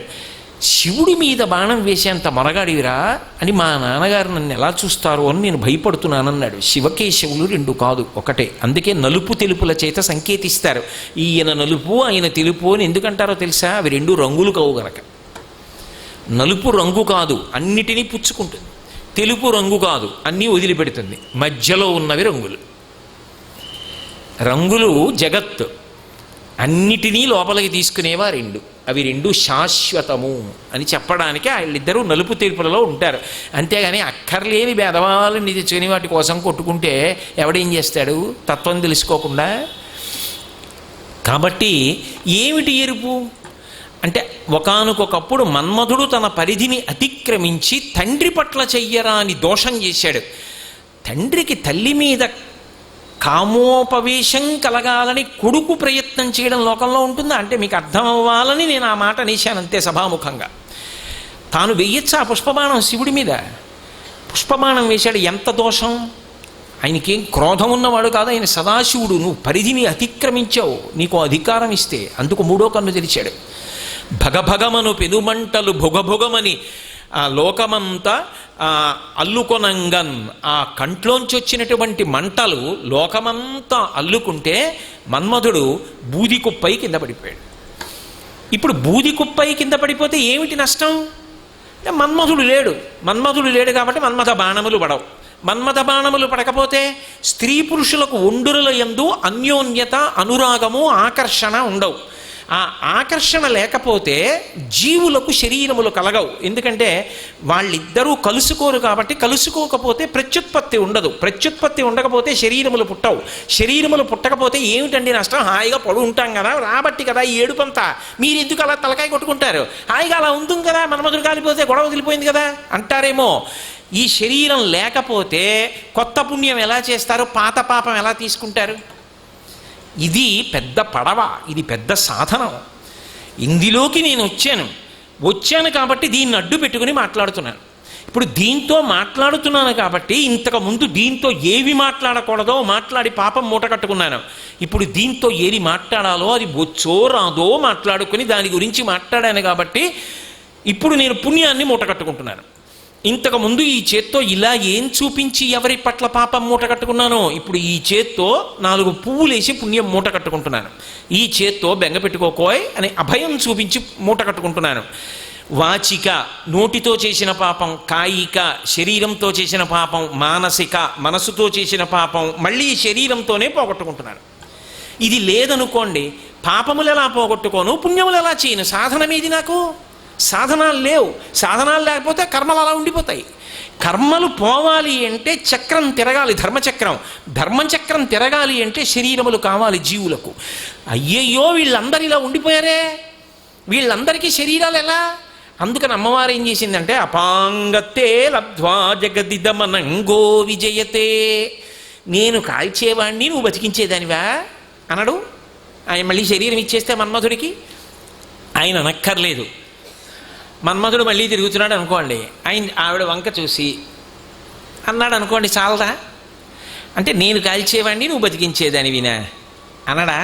అసలు పార్వతీ పరమేశ్వరుల దాంపత్యమే అంత, అదో విచిత్రం. అసలు ఆ కోణంలో ఆలోచిస్తే అదో విచిత్రం. ఆవిడ త్రిపుర సుందరి, ఆయన త్రిపురాంతకుడు. అదో విచిత్రమైన దాంపత్యం వాళ్ళది, గొప్ప దాంపత్యం. అసలు అది అర్థం చేసుకుంటే చాలు వాళ్ళ తత్వం అర్థం అవుతుంది. కాబట్టి ఆవిడేం చేసిందంటే, ఇప్పుడు నేను బ్రతికించేసి శరీరం ఇచ్చేస్తే ఆయన అంటే మహాపతివ్రత, ఆయనతో అలా అనిపించుకోదు. బ్రతికించకపోతే పిల్లలు ఏమైపోతారు, శరీరాలు ఎలా? ఇది కారుణ్యం, ఇది పాతివ్రత్యం, ఇది ఎరుపు. మన పట్ల కారుణ్యం, ఆయన పట్ల లావణ్యం, అంతటా సౌందర్యం, మాతృత్వం, ఆ ఎరుపు. అది నేను సమాజానికి, అందరికీ, జీవులకు చేసిన ఉపకారం. అప్పుడు నేను ఏం చేశానంటే అనంగుణ్ణి చేశాను. శరీరం ఉండదులేవా, అయితేనే నేను ఇలా చూశాను. మొన్న చెప్పే కదా, ధను పౌష్పం మౌర్వీ మధుకరమయీ పంచవిశిక వసంతు సామంతో మలయ బరుదాయో ధనరథ తథాప్యేకం సర్వం హిమగిరిసుతే కామపి కృపాం అపాంగత్తే లబ్ధా జగదిదమనంగో విజయతే. శరీరం లేకపోతేనే అన్నీ విడిచిపెట్టి హిమాలయ పర్వతాలకి వెళ్ళి తపస్సు చేసుకుందామని సంకల్పం చేసుకున్న వాడి మీద కూడా ఆయన యొక్క బాణం పడినంత మాత్రం చేత గిరగిరా తిరిగి మళ్ళీ వచ్చి కింద పడిపోతున్నాడు. అంత శక్తి ఎక్కడి నుంచి వచ్చిందంటే ఆవిడ యొక్క పొట్టి చూపులోంచి వచ్చింది. కాబట్టి అమ్మ, నువ్వు ఆనాడు మన్మధుణ్ణి బ్రతికించావు కాబట్టి ఇవాళ ఈ శరీరం వచ్చింది నాకు. నేను వేదిక మీద అలా అనకూడదు, కానీ అర్థం అవ్వడం కోసం అంటున్నాను. ఆయన బ్రతికాడు కాబట్టి కదూ మా అమ్మగారి మీద నాన్నగారి మీద మన్మథ బాణం పడింది కాబట్టి కదూ నాకు ఈ శరీరం వచ్చింది కాబట్టి కదూ నేను మూకపంచశతిలోంచి శ్లోకం చెప్పుకున్నాను కాబట్టి కదూ నా పాపం క్షయం అవుతోంది. ఇది ఉంది కాబట్టి కదూ నేను ఇవాళ ఈ గుడిలోకి వచ్చాను, ఉంది కాబట్టి కదూ ఒక ప్రదక్షిణం చేయగలుగుతున్నాను, ఉంది కాబట్టి కదూ రేపు బాలపూజ చూస్తాను. ఇది లేకపోతే ఏం చేయను? ఇది రావడానికి ఎవరు కారణం? ఆవిడ కారుణ్యం. తరించడానికి నీకు శరీరం రావడానికి మన్మధుణ్ణి బతికిస్తానంది. అమ్మ, నీ కారుణ్య లావణ్య సౌందర్యములున్నావే అవి ఎరుపు తామ్రాంభోజం. ఇది సమస్త జగత్తుకి ఆవిడ చేసిన ఉపకారం. వ్యక్తిగతంగా ఆవిడ ఒక మహోపకారం చేస్తుంది. ఏమిటి ఆ మహోపకారం అంటే, మూకశంకర్లే ఆర్యాశతకం అని ఒక శతకం నేను మీతో చెప్పే కదా, 100 శ్లోకాలు ఆవిడ పెద్దరికం చెప్తే ఆర్యాశతకం, ఆవిడ్ని స్తోత్రం చేస్తే స్తుతి శతకం. ఆవిడ చిన్న చిరునవ్వు నవ్వింది, ఆ చిన్న చిరునవ్వు మీద 100 శ్లోకాలు చెప్పారు, 100 స్మిత శతకం. ఆవిడ ఇలా అంది, ఆ పొట్టి చూపుని వర్ణించారు, కటాక్ష శతకం. ఆవిడ పాదముల వంక చూస్తూ 100 శ్లోకములు చెప్పారు, పాదారవింద శతకం. అందులో ఆర్యాశతకంలో ఆయన ఒక శ్లోకం చెప్పారు. మూకశంకర్లే కామాక్షి వైభవం గురించి చెప్తూ ఒక మాట అంటారు, శివ శివ పశ్యంతి సమం శ్రీ కామాక్షి కటాక్షితా పురుష విపినం భవనం అమిత్రం మిత్రం లోష్టంచ యువతి బింబోష్టం అంటారు. చిన్న శ్లోకం, అది ఆవిడ మహోపకారం, అది ఆవిడ ఎరుపు. అమ్మ పాదములు పట్టుకుని, అమ్మా నేను ఈ సంసారంలో ఇలా తిరుగుతున్నానమ్మా, ఎంత వయసు వచ్చినా అరే నాకు విడిచిపెట్టట్లేదే, అలంచున్మెడగట్టి దానికి నపత్య శ్రేణి కల్పించి అలా శీల బిగించినట్లు దివితే శ్రీకాళహస్తీశ్వర, ఈ సంసారంలో అలా కొట్టుకుంటూనే ఉన్నానే. రోషీరోజదు కామినీ జనుల తారుణ్యోరు సౌఖ్యంబులన్ బాసీబాజను పుత్ర మిత్రధన సంపద్భ్రాంతి వంచాలతల్కోశీ కోయదు నామనంబకట నీకున్ ప్రీతిగా సత్క్రియలు చేసి చేయదు. దీన్ని తుళ్ళనచవే శ్రీకాళహస్తీశ్వర. ఎంత పట్టుకున్నా వచ్చేది ఒకటి లేదు వెనకాల, అన్నీ తెలిసినా పట్టుకోకుండా వదలలేను. కింవా నేను ధనీన వాజిగరిభిప్రాప్తేన రాజ్యేన కింవా పుత్ర కళత్ర మిత్ర పజుభిర్దేహేన గేహేన కిం జ్ఞాతైతక్షణ భంగురం సపతిరోత్యాద్యం మనోదూరత స్వాత్మార్థం గురువాక్యతో భజ భజ శ్రీ పార్వతీ వల్లభం అంటారు శంకర భగవత్పాదులు. కట్టిన ఇల్లు వస్తుందా, బ్యాంకులో ఉన్న డబ్బు వస్తుందా, కొడుకు వస్తాడా, కూతురు వస్తుందా, ఆఖరికి జీవితం అంతా ఈమె అనుకుని సమస్త సంసారమునకు ఆలవాలమైన భార్య కానీ, భార్యకి భర్త కానీ, కాయము వీడి జీవుడతి కంపిత చిత్తత నీగుచుండవో నాయనయంచు ఎచ్చు నిజ నందన నందినులైనగాని కందోయిని భస్మముల్ తొలుత దుఃఖమహంబుని సొచ్చు పత్నియున్ కాయము వీడి రారు కదా, చేసిన కర్మము పుణ్యము తప్ప శంకర. ఎవరు వస్తారు? చేసిన కర్మ పుణ్యం ఏమున్నాయో తగిలించుకుపోతాడంతే. కాబట్టి శంకర మరి ఎప్పటికి నాకు విడుదల? కల్లరి బొమ్మయవు కాయంబునొల్ల అద్దె కొంపలబోలు ఆ లోకముల్ల తను పెంచు దొంగలవు తనయులనొల్ల ఎందుకీ భోగం మూలిందుకీ మురిపు ముందు చా ఉండంగ మురియంగనగుని అంటారు మానస పూజలో. ఎందుకు ఏమిటి పట్టుకెడతావు? అయితే తెలియని వాళ్ళు ఎవరు? అందరికీ అన్నీ తెలిసి ఉన్నదే, కానీ ఆచరణాత్మకం చెయ్యగలిగిన శక్తి రావట్లేదు. ఆవిడ అనుగ్రహం కలిగిందనుకోండి, ఆవిడేం చేస్తుందంటే శివ శివ పశ్యంతి సమం ఎలా పడిందో ముఖశంకర్లేడి కామాక్షి పలుకుతోంది. శివ శివ ఆమ్రేడితం. ఏదైనా చూడకూడంది చూస్తే పరమమంగళప్రదుడైన శివుణ్ణి తలుచుకుంటారు. శివ శివ అలా ఉంది ఏమిటండి అంటారు. ఆశ్చర్యకరం అందుని శివ శివ పశ్యంతి సమం శ్రీకామాక్షీ కటాక్షితా పురుష. కామాక్షి ఇలా చూసిందనుకోండి ఎవరినైనా, అంతే వాడేమవుతాట? విపినం భవనం. వాడికి పెద్ద మేడ అరణ్యము రెండూ సమానమే. వాడికి భవంతుల మీద వ్యామోహం ఉండదు. ప్రశాంతంగా 4 చెట్ల మధ్య కూర్చుంటాడు. విపినం భవనం అమిత్రం మిత్రం. ఆయన పట్ల శత్రుభావన పొందిన వాళ్ళు ఉంటారేమో, ఆయన మాత్రం ఎవ్వరినీ శత్రువుగా భావించాడు. పవి పుష్పంబగు అగ్నిమంచగు ఆకూపారం భూమిస్థలంబగు శత్రుండతిమిత్రులవు విషము దివ్యాహారమౌ నిన్నగా అవనీమండలి లోపలన్ శివ శివేచ్ఛాభాషణోల్లాసకిన్ శివా నీ నామము సర్వవస్యకరమౌ శ్రీకాళహస్తీశ్వర అంటారు దుర్జటి. అలా అమిత్రం మిత్రం లోష్టంచ యువతి బింబోష్టం. యవనంలో ఉన్న ఒక యువతి యొక్క అధరము కింది పెదివికి మట్టి బెడ్డకి ఆయనకి తేడా ఏమీ తెలియదు. ఆయనకి ఉద్రేకము ఉండదు. ఇంత సమభావన కలుగుతుంది, అంత వైరాగ్యము కలుగుతుంది. ఎప్పుడు? అకస్మాత్తుగా కాదు, ఎప్పుడు ఏ ఆశ్రమమునందు ఎలా ఉండాలో అలా ఉండి ఎప్పుడు కలగాలో అప్పుడు కలుగుతుంది. అది ఆవిడ గొప్పతనం. అంతేగాని అకస్మాత్తుగా లేచి వెళ్ళిపోవడం కాదు. అర్థం లేని వైరాగ్యం కాదు. అర్థం లేని వైరాగ్యం నిలబడదు. వైరాగ్యం క్రమపద్ధతిలో రావాలి, ఆశ్రమం మారుతుండగా రావాలి. అది అందుకే అనుభవించి సుఖములను ఇవి సుఖములా అన్న ప్రశ్న లోపల వస్తే వైరాగ్యం నిలబడుతుంది, లేకపోతే ప్రమాదం వస్తుంది. ఇంద్రియాణి బలిష్టాని ననియుక్తాని మానద అపక్వస్య ప్రకుర్వంతి వికారాం స్థాననేకచ భ్రమన్ సర్వతీర్థేషు స్నాత్వా పునః నిర్మలం న మనో యావత్తావత్ సర్వం నిరర్ధకం. వ్యాసుడి దేవి భాగవతంలో చెప్తాడు.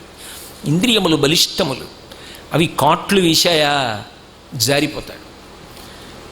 రావణాసురుడు చచ్చిపోయిన తర్వాత మండోదరి ఆ యుద్ధభూమిలోకి వెళ్ళి ఓ మాట చెప్తుంది. అందరూ రాముడిని నిందిస్తుంది అనుకున్నారు. ఆవిడ రావణాసురుడి దగ్గరికి వెళ్ళింది.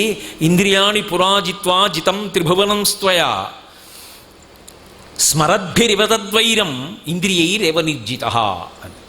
ఒరే రావణ, నువ్వు ఒకప్పుడు తపస్సు చేసినప్పుడు ఇంద్రియములను పాము మీద కాలు పడ్డట్టుగా తొక్కిపెట్టావు. కాలు ఇప్పుడు తీస్తాడని పాము చూసినట్టే ఇంద్రియములు కూడా బలవంతంగా తొక్కిపెట్టావు, కాబట్టి అదును కోసం చూశాయి. నాలో లేని ఏది నీకు సీతమ్మలో కనపడిందిరా, అందుకు చచ్చిపోయావు. నీ ఇంద్రియములు చంపే, రాముడు కాదని. కాబట్టి లోకములన్నీయున్ గెలిచినాడవు ఇంద్రియానీకము చిత్తమున్ గెలువనేరవు నిన్ను నిబద్ధు చేయు భీషణ శత్రులార్వుర ప్రభిందుల చేసిన ప్రాణికోటిలో నీకు విరోధి లేడొకడు నిర్పున చూడుము అనవేశ్వర అంటాడు భాగవతంలో ప్రహ్లాదుడు. ఆ ఇంద్రియములను గెలవగలిగినటువంటి సమర్థతనిస్తుంది. ఒక స్థాయిలో సంసారమునందు ఉండాలి, బ్రహ్మచర్యంలో చదువుకోవాలి. కట్టు మీద కట్టు వేసి కట్టు జారిపోయేటట్టు చేస్తుంది. నేను తరచుగా చెప్తుంటాను ఈ మాట. ఏదో కట్టె పుల్లలు తీసుకొచ్చి 2 తాళ్ళేసి నా కొడుకు గట్టిగా కడతాడు. కట్టిన తర్వాత సాయంకాలం పొలం నుంచి వస్తూ ఎరా బయలుదేరదామా అన్నాను. బయలుదేరదాన్ని నాన్నగారండి. ఒరే కట్టెలు గట్టిగా కట్టావా? కట్టానండి. నేను కదిపి చూశాను, వీడు బాగా కట్టలేదు, కట్టు గట్టిగా లేదు. అలా అంటే చిన్నబుచ్చుకుంటాడు. అందుకని నేనేమంటానంటే ఒరే తాటాకు పట్రా, చీకటి పడకుండా తొందరగా పట్రా ఓ ఆకు అని ముడేసి పుల్లల కింద పెట్టి నా మోకాలతో నొక్కి గట్టిగా ముడేశాను. ఇప్పుడు ఈ కట్టు గట్టిగా వేస్తే ఇంతకు ముందు కట్టు వదిలేయి జారిపోయింది. ఆశ్రమం మారడం కట్టు మీద కట్టు. ఒకప్పుడు బ్రహ్మచారి మనసునందు పటమరించిన కామమును తీర్చకపోతే విశృంఖలత్వాన్ని పొందుతుందని ధర్మంతో ముడేస్తారు. ధర్మపత్నితో ముడేసి కొడుకు కూతురు అన్న అర్థమును పొంది తాను తరిస్తాడు. త్యాగాయ సంహృతార్థానాం సత్యాయ మితభాషిణాం యశసే విజిగీషూణాం ప్రజాయై గృహమేధినాం అంటాడు రఘువంశంలో కాళిదాసు. రఘుమహారాజు గారి గొప్పతనం చెప్తూ కాబట్టి ధర్మము చేత కామమును ముడివేస్తారు. ఉంటాడు, మధుర పదార్థాలు తింటాడు, బంగారం పెట్టుకుంటాడు, వెండి గిన్నెల్లో తింటాడు, అన్నీ తింటాడు. ఇవన్నీ ఏమిట్రా, ఇవన్నీ ఏం చేస్తాయి? అది వైరాగ్యం. అప్పుడు దాని మీద మనసు ఉండదు, తిరస్కరిస్తాడు. ఇవన్నీ నాకు అక్కర్లేదంటే. ఎందుకని అంటే డాంబికం కాదు, ఆయనకి మనసు లేదు. ఆయనకి వాటి మీద అవి కాదు తరింపచేసేవి, తరింపచేసేది వేతొకటి ఉంది, అది ప్రధానం. కాబట్టి ఇప్పుడు ఏం చేస్తాడు? వీటన్నింటినీ వదిలిపెట్టేసి సమభావన పొందేస్తాడు. అది శివ శివ పశ్యంతి సమం శ్రీకామాక్షీ కటాక్షితా పురుష విపినం భవనం అమిత్రం మిత్రం లోష్టంచ యువతి బింబోష్టం. అంతటి సమానత్వాన్ని పొందుతాడు. అమ్మా, ఈ మార్పు తెచ్చి ఇక మార్పు లేని స్థితి పరమశివుని యందు కలిసిపోవడం. ఇదే శంకరాచార్యుల వారు అమ్మవారి యొక్క పూజ చేస్తే చిట్ట చివరికి ఆవిడ ఏ మార్పునకు తీసుకెడుతుందో చెప్తారు. సరస్వత్యా లక్ష్మ్యా విధిహరి సపత్నో విహరతే రతే పాతివ్రత్యం శిథిలయతి రమ్యేన వపుషా చిరంజీవన్నే వక్షపిత పశుపాశవ్యతికర పరానందాభిక్యం రసయతి రసం తద్భజనవాన్ అంటారు. ఇక్కడ కావలసినంత లక్ష్మీ కటాక్షం ఇస్తుంది. కావలసినంత లక్ష్మీ కటాక్షం అంటే హద్దు ఏమిటండి? ఎంత వస్తే బోలెడంత లక్ష్మీ కటాక్షం ఉన్నట్టు పరిపూర్ణమైన తృప్తి. ఇంతకన్నా నాకేం ఉండాలి? అది ఐశ్వర్యం. ఎంత ఉన్నా ఇంకా ఏదో కొంచెం తక్కువ అండి అన్నారనుకోండి, అదొక్కటి ఉంటే బాగుండేదండి అంటే వాడు దరిద్రుడు అని గుర్తు. ఎవడ ఐశ్వర్యవంతుడంటే, ఏమండి మీకు ఏం కావాలంటే నాకేమి ఇవ్వలేదండి, నాకేం లేదని అడగనండి అన్నాడు అనుకోండి, వాడు ఐశ్వర్యవంతుడు. వాడికి తృప్తి. వాడికి ఇప్పుడు అసలు అసంతృప్తి ఎందుకు ఉంటుంది? వాడికి ఏం లేదని అసంతృప్తి. నాకేం లేదురా, నాకు అన్నీ ఇచ్చాడుగా ఈశ్వరుడు, ఇంక నేను ఏం అడగను, ఎవరిని ఎందుకు అడగాలి, ఎవరిని అడగాలి, ఆయన నాకేమి ఇవ్వలేదు అంటాడు. అదిగో ఆ భావన కలిగిన వాడు ఐశ్వర్యవంతుడు. ఎన్ని ఉన్నా ఏదో లేదన్నవాడు ఐశ్వర్యవంతుడు ఎలా అవుతాడు? అవలేడు ద్రాపే అంధస్వస్పతే దరిద్రం నీలలోహిత ఏషాం పురుషాణం ఆభేర్మోరోమో ఏషాం కించనామమత్ అని తెల్లవారులేస్తే అభిషేకంలో చెప్తున్నావా లేదా? కాబట్టి ఆ మార్పు తీసుకురాగలిగినటువంటి తల్లి ఎవరంటే, క్రమక్రమంగా పండాలి తప్ప అకస్మాత్తుగా పండే ప్రయత్నం చేస్తే ఉడుకు పిద్ద నేల మీద పడిపోతుంది.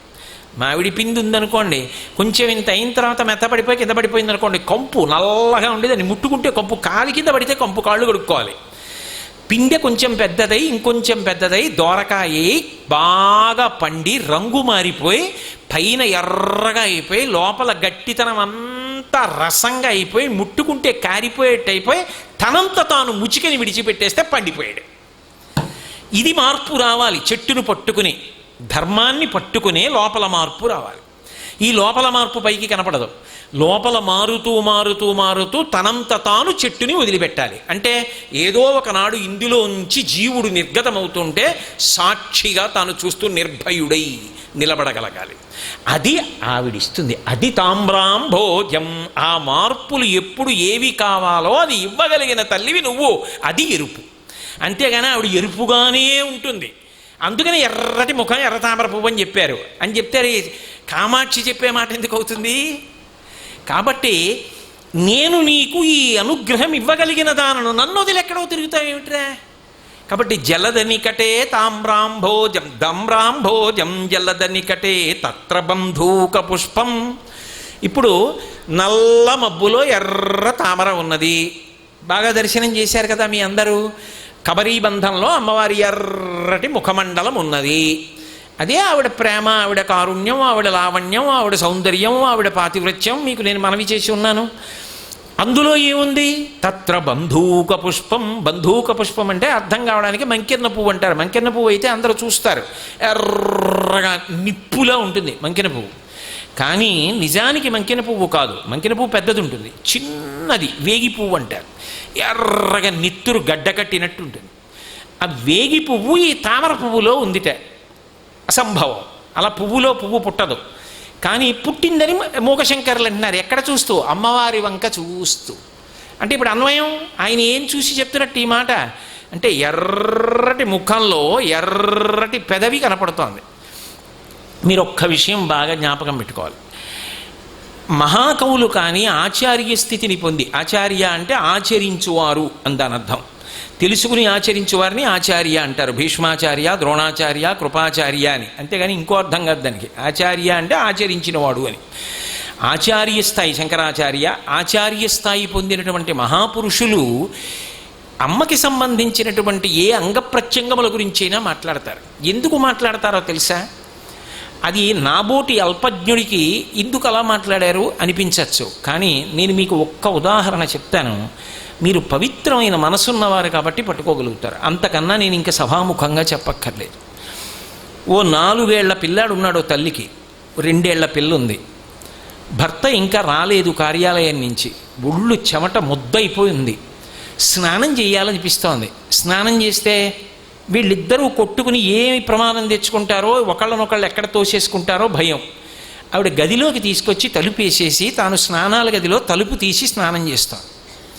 తలుపు తీసి స్నానం చేస్తుంటే పిల్లద్దరూ ఆడుకుంటూ అక్కడికి వెళ్ళి అమ్మ అమ్మ చెల్లి చూడు అంటే అమ్మ అన్నయ్య చూడు అంటున్నారు. ఆవిడ స్నానం చేస్తూ ఉండగా ఈ పిల్లలిద్దరూ అమ్మ వంక చూసి మాట్లాడుతున్నారు. పిల్లలిద్దరికీ అమ్మతనం ఒకటే కనపడుతుందా, ఇంకేమైనా తెలుస్తుందా? ఈ శ్లోకాలు చెప్తున్నటువంటి గురువుల స్థాయి అంత పసిపిల్లల స్థాయి. ఆ స్థాయిలో అటువంటి పవిత్రమైన మనసుతో వినాలి తప్ప అమ్మవారి పెదవి గురించి ఎందుకండి అన్న మాట ఉండదు. అందుకే వ్యాసుడు వసిన్యాది దేవతలు కూడా వర్ణించారు. అమ్మవారి యొక్క పాలిండ్ల గురించి అనేక చోట్ల వర్ణిస్తారు. ఒక పసిపిల్లవాడు ఎలా ఉంటాడో అటువంటి భావనతో, అటువంటి ఉత్తమ సంస్కారంతో మాట్లాడతారు వాళ్ళు తప్ప కమలాకు చచూచు కకుంకుమతో నియతారుడితాతుల నీలతనో కమలాయ తలోచనలో కపతే విజయీభవ వెంకట శైలపతే అంటాం. ప్రాతస్మరామి పరమేశ్వర బాహుదండాన్ ఖట్వాంగశూల హరిణాహ పినాకయుక్తాన్ గౌరీ కపోల కుచరంజిత పత్ర రేఖాన్ సవర్ణ కంకణ మణిద్యుతి భాసమానాన్ అంటాడు. అప్పుడు ఆ పవిత్ర హృదయంతో నిలబడతాడు. అది ఆ సాధకుని గొప్పతనం. నవ విద్రుమ బింబ శ్రీన్యక్కారి రదనచ్చద. ఎర్రగా అది పోల్చడానికి ఇంకొక అవకాశం లేక పగడంతో పోల్చలేం కాబట్టి దొండపండుతో పోలుస్తూ ఉంటారు. మూకశంకర్లే ఒక చోట ఒక అద్భుతమైనటువంటి ప్రయోగం చేశారు. నాకు ఖచ్చితంగా అది ఏ శతకంలో అన్నది జ్ఞాపకం లేదు, బహుశः ఆర్యాశతకంలోనేనేమో అని అనుకుంటున్నాను ఆ శ్లోకం. అందులో అమ్మవారి యొక్క పెదవి గురించి వర్ణిస్తూ ఒక మాట చెప్తారు. కలమంజుల వాగనుమిత గళపంజర శుకగ్రహోత్కంఠ్యాత్ అంబరదనంబరతే బింబఫలం శంబరాణ్యస్తం అన్నారు. అసలు ఆయనకి ఎలా వచ్చాయో అలా వచ్చాయి. కామాక్షి మాట్లాడింది, మళ్ళీ నేను అలా అనడం ఏమిటి?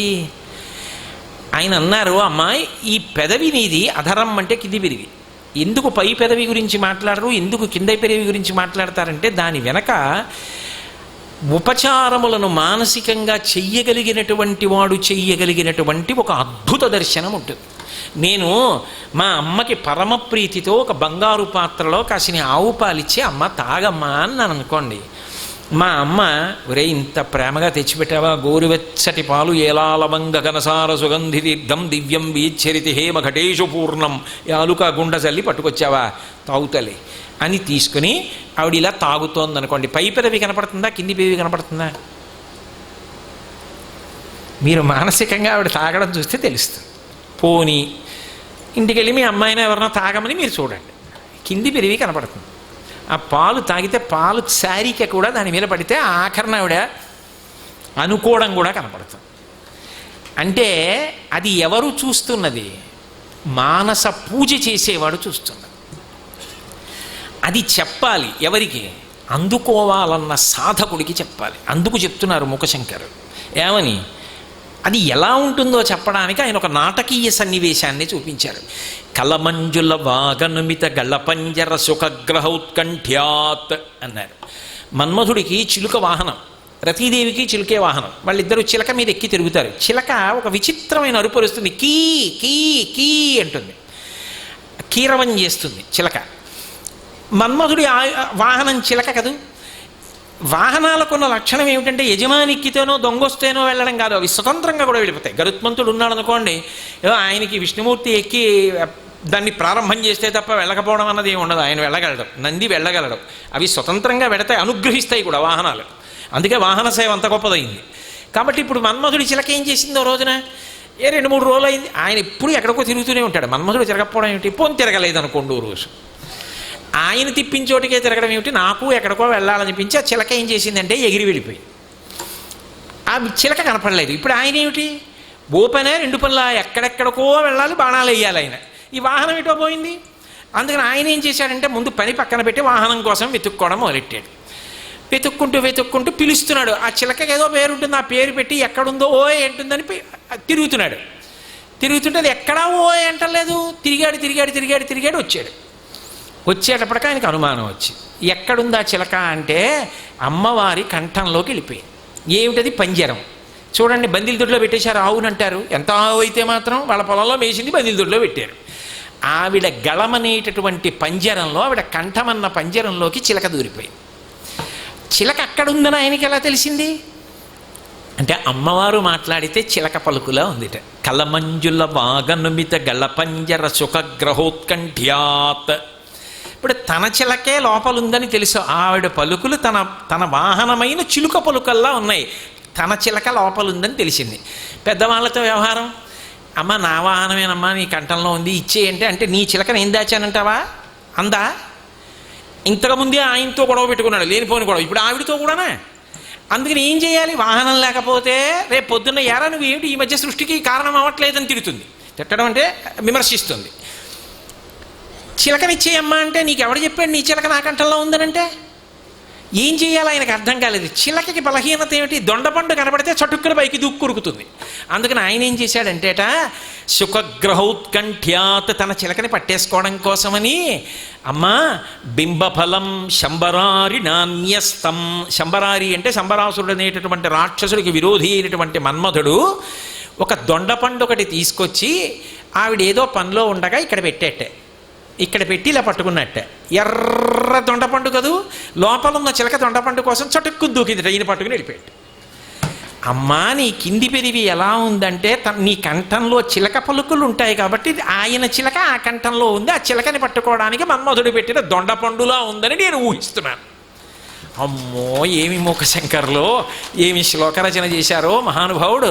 కాబట్టి కలమంజుల వాగనుమిత గళపంజర సుఖగ్రహోత్కంఠ్యాత్ అంబరదనంబరతే బింబఫలం శంబరారి నాణ్యస్తం. న్యస్తం అంటే ఉంచాడు అని. అలా ఆవిడ యొక్క పెదవి ఎర్రగా ఉంటుంది. ఒక్కొక్క దానికి ఒక్కొక్క లక్షణం. అమ్మవారి పెదవి వెంక ఎవరు చూస్తారో ఆ ఎరుపు, ఆ మాధుర్యము, ఆ తల్లి యొక్క కటాక్ష వీక్షణ మనకు పాత్రుడు అవుతాడు.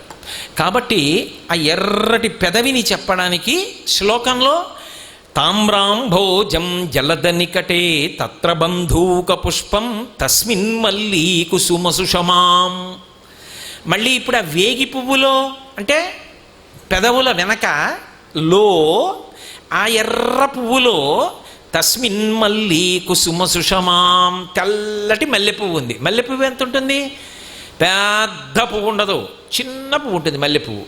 ఆ మల్లెపువ్వు కనపట్టలేదు, మల్లెపువ్వు యొక్క కాంతి కనపడుతోంది. తస్మిన్ మల్లీ కుసుమ సుషమాం, మల్లెపూల కాంతి కనపడుతోంది. ఇప్పుడు పళ్ళన్నీ కనపడ్డాయనుకోండి, ఆ నవ్వు మహిషాసురుడు చూడవలసిన నవ్వు, మనం చూసే నవ్వు కాదు అది.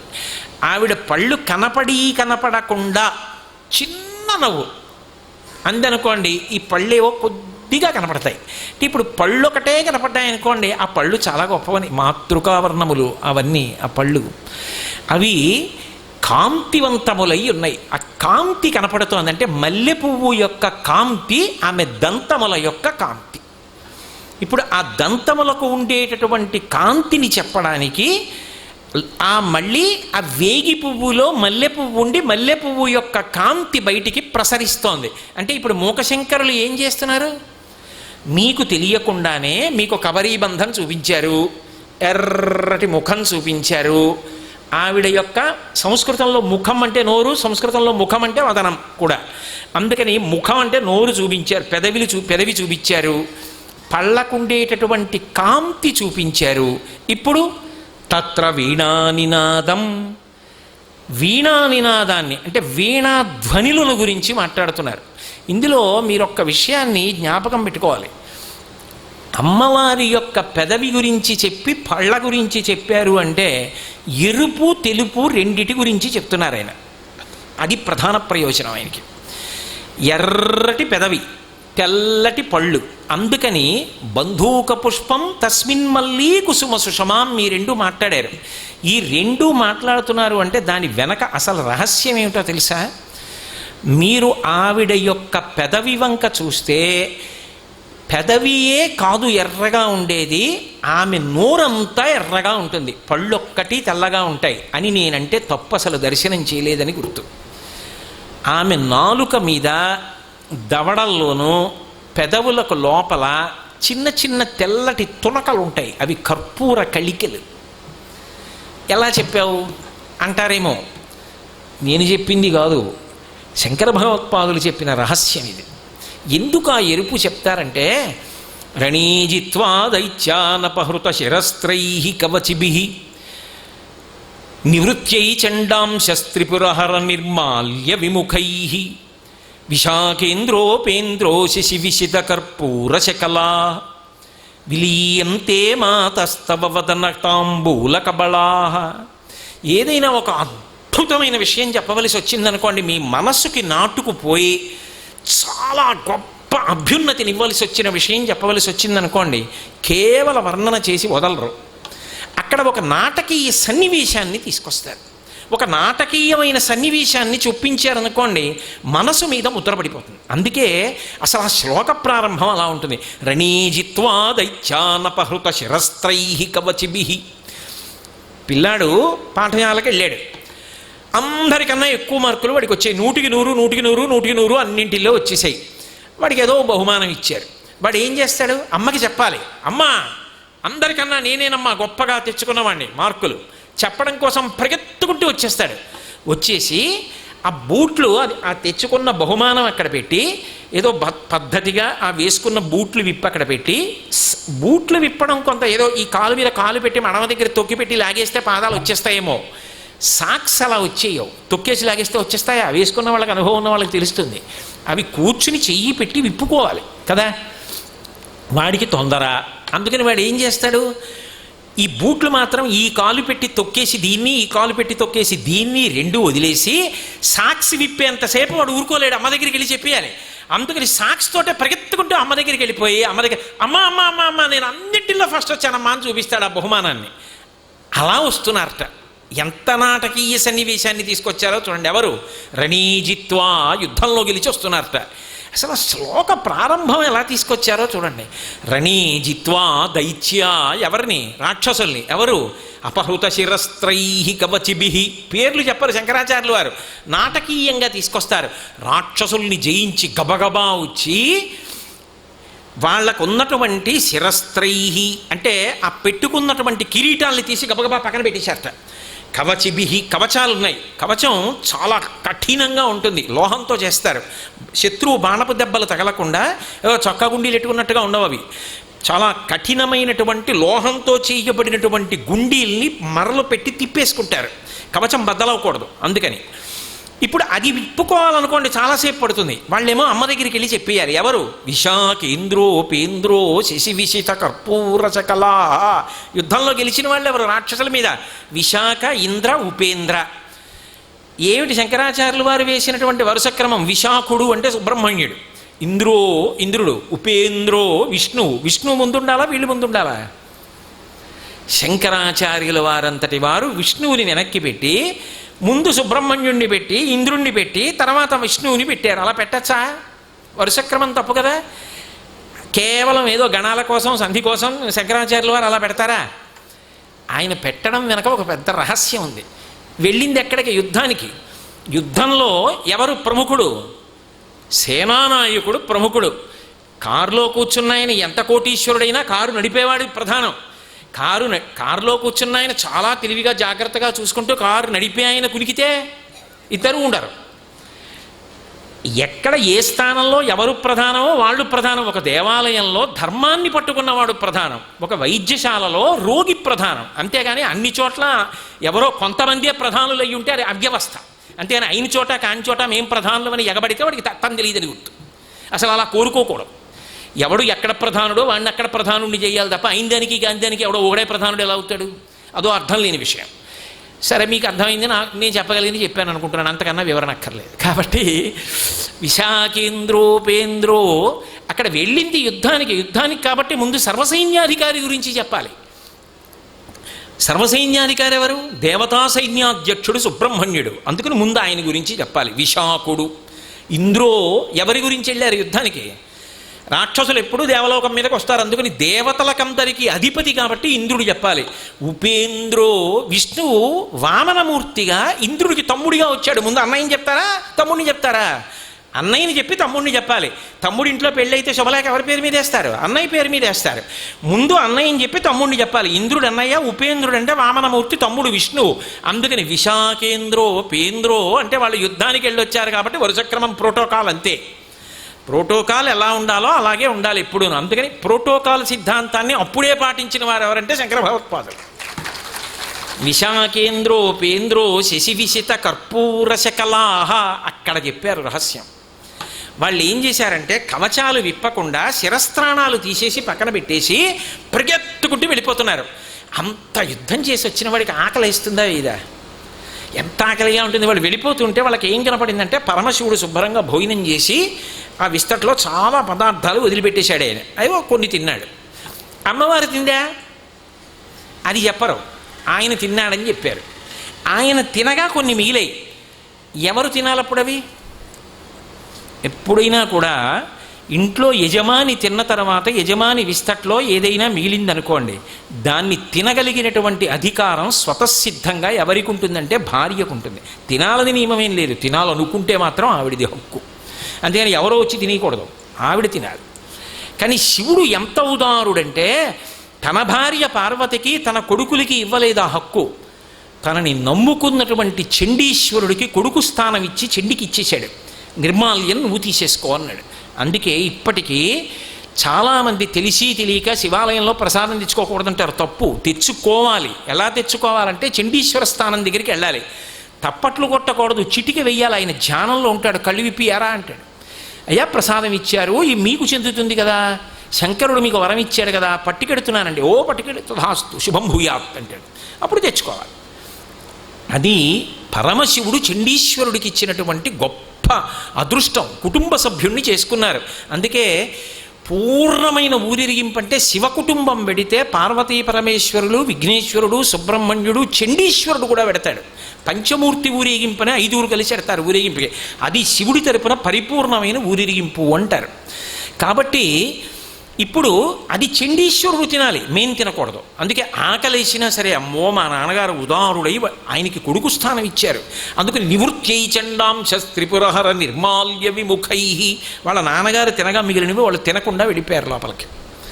అమ్మ తిందా? ఆయనకి ముందు పెట్టింది ఆవిడ, అది ఆవిడ పాతివ్రత్యం.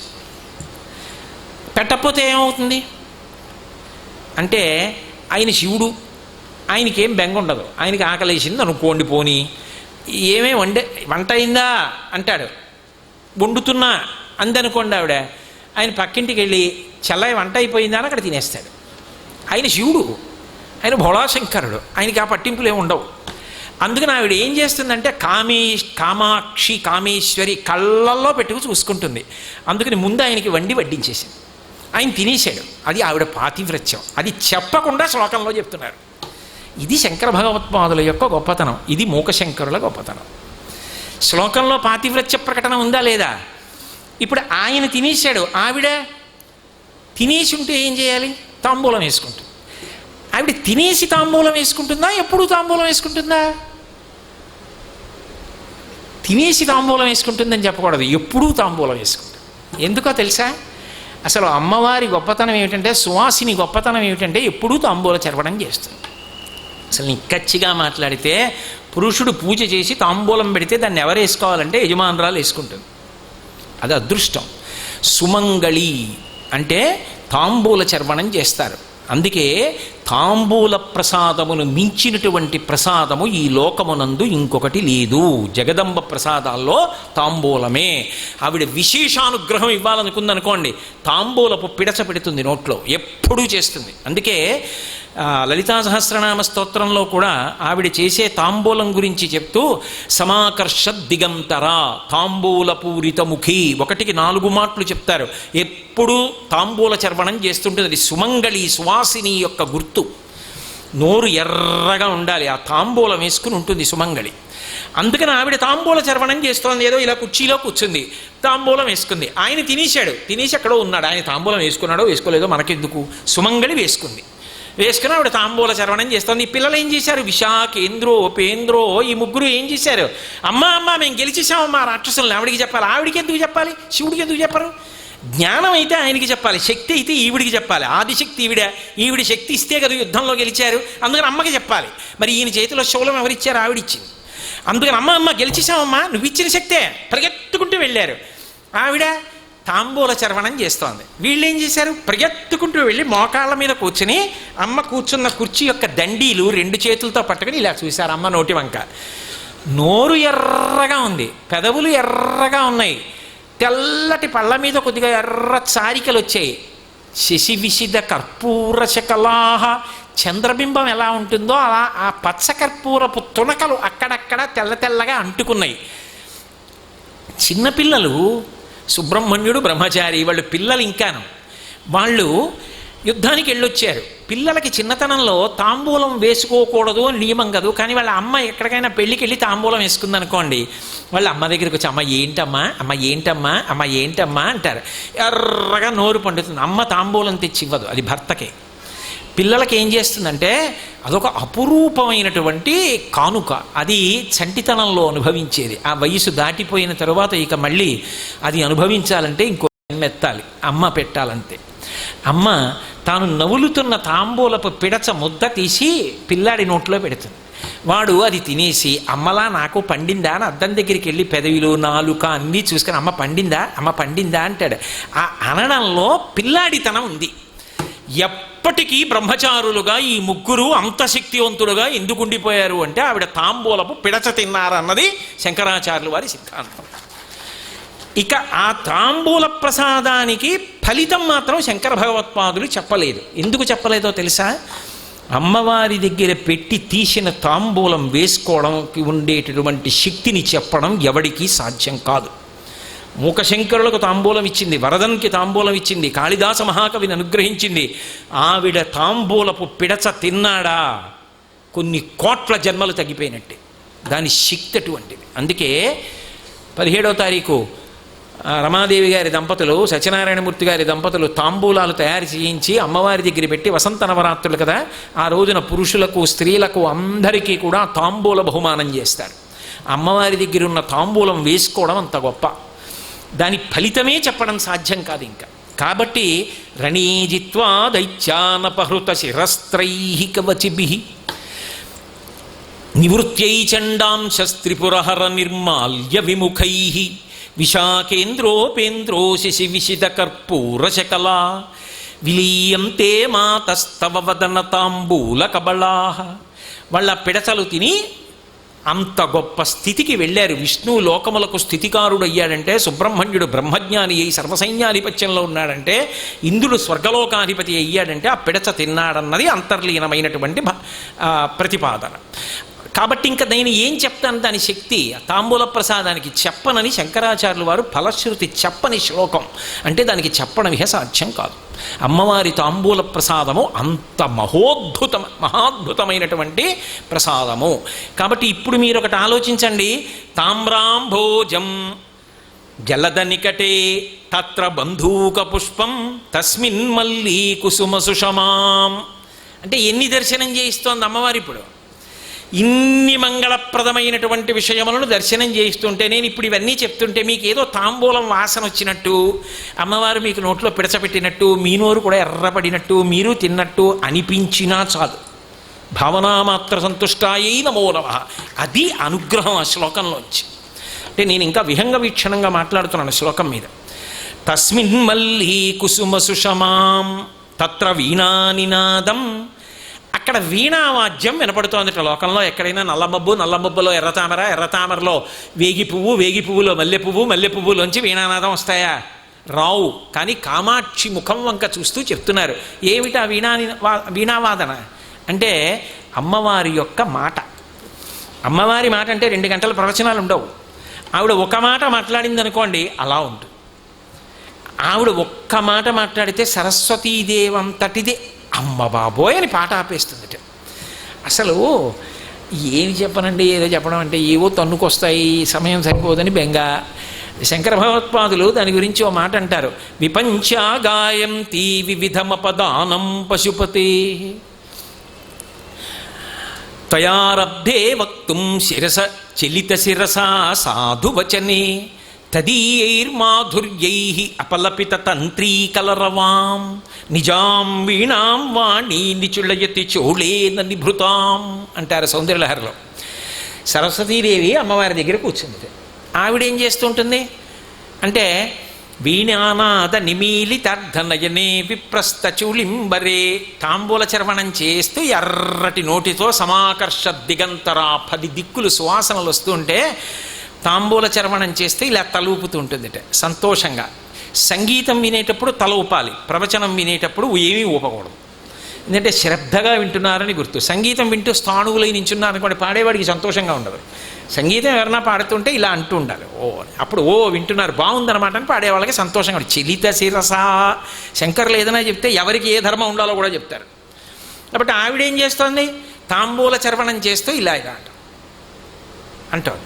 ఇలా ఇలా అంటుంటే ఆవిడ తాటంకాలు ఊగుతున్నాయి. ఊగుతుంటే స్ఫురద్గండాభోగ ప్రతిఫలిత తాటంకయుగళం. అవి పద్మరాగ శిలాదర్శ పరిభావి కపోలభూ. ఈ కుండలములు చెక్కిళ్లలో ప్రతిబింబించి కనపడుతున్నాయి. సరస్వతీదేవి ఆవిడ వంక చూస్తూ వీణ మీద పాట పాడుతోంది. అంటే నోటితో పాడుతూ వీణ వాయిస్తోంది. ఆవిడకో వీణ ఉంది, దాని పేరు కచ్చపి. నారదుడికో వీణ ఉంది, దాని పేరు మహతి. తుంబురుడికో వీణ ఉంది, దాని పేరు కళావతి. ఆ వీణలు మహాద్భుతమైనటువంటి వీణలు. ఆ వీణ మీద పాట పాడుతోంది. ఏ పాట? ఆవిడ మీద పాడింది అనుకోండి, ఆవిడ మహాపతివ్రత. ఆవిడ ఇదేమిటి నా మీద పాడుతుంది ఏమిటి అంటుంది. అందుకని ఆవిడికి ఏమిటి ఇష్టం? శివుడి మీద పాడుతుంటే ఆవిడ సంతోషపడిపోతుంది. అందుకని ఆవిడ సర్వజ్ఞ. సరస్వతీదేవికి తెలియదు ఏ సభలో ఎక్కడ ఏం మాట్లాడాలో. ఒక విషయం మొదలుపెట్టి ఇంకో విషయం మాట్లాడడానికి ఆవిడేమైనా నాలాంటిదే. ఆవిడికి ఎక్కడ ఏం మాట్లాడాలో తెలుసు. ఆవిడికి భూపసభాంతరాళ మన పుష్కళమక్షతురత్వమాది బాహాపటు శక్తియున్ యశమునందరురక్తియు విజయందు వాంఛా పరివృద్ధియును ప్రకృతి సిద్ధగుణంబులు సజ్జనాళికిన్నంటాడు భర్తృహరి. కాబట్టి ఆవిడ శివుడి గురించి పాడుతోంది. కాబట్టి విపంచాగాయంతి వివిధమపదానం పశుపతే. పశుపతే అంటే శంకరుడు, ఆయన గురించి పాడుతోంది. ఏమని? అమ్మా మన్మధుడిని ఏం కాల్చేశాడమ్మా, యమధర్మరాజు గారిని ఏం చంపేశాడమ్మా, ఉపమన్యువుకి పాలసముద్రం సృష్టించాడమ్మా. ఆయన లీలలు పాడుతోంది. ఆయన లీలలు పాడుతుంటే ఆవిడికి సంబరం. ఆవిడ చంపలేదేమిటి మహిషాసురుణ్ణి, ఆవిడ ఇవ్వలేదేమిటి సరస్వతీ కటాక్షం. కానీ ఆవిడికి వాళ్ళ ఆయన గురించి చెప్తే సంతోషం. అలాని శంకరాచార్యులు గారు చెప్పారా? చెప్పక్కర్లేదు. మీరు ఆవిడ పాతివ్రత్యాన్ని శ్లోకంలో అర్థం చేసుకోవాలి. కాబట్టి ఇప్పుడు సరస్వతీదేవి కచేరీ వింటూ ఆవిడ ఇలా చెవి కుండలములు ఊగుతుండగా తాంబూల చర్వణం చేస్తూ మురిసిపోతోంది.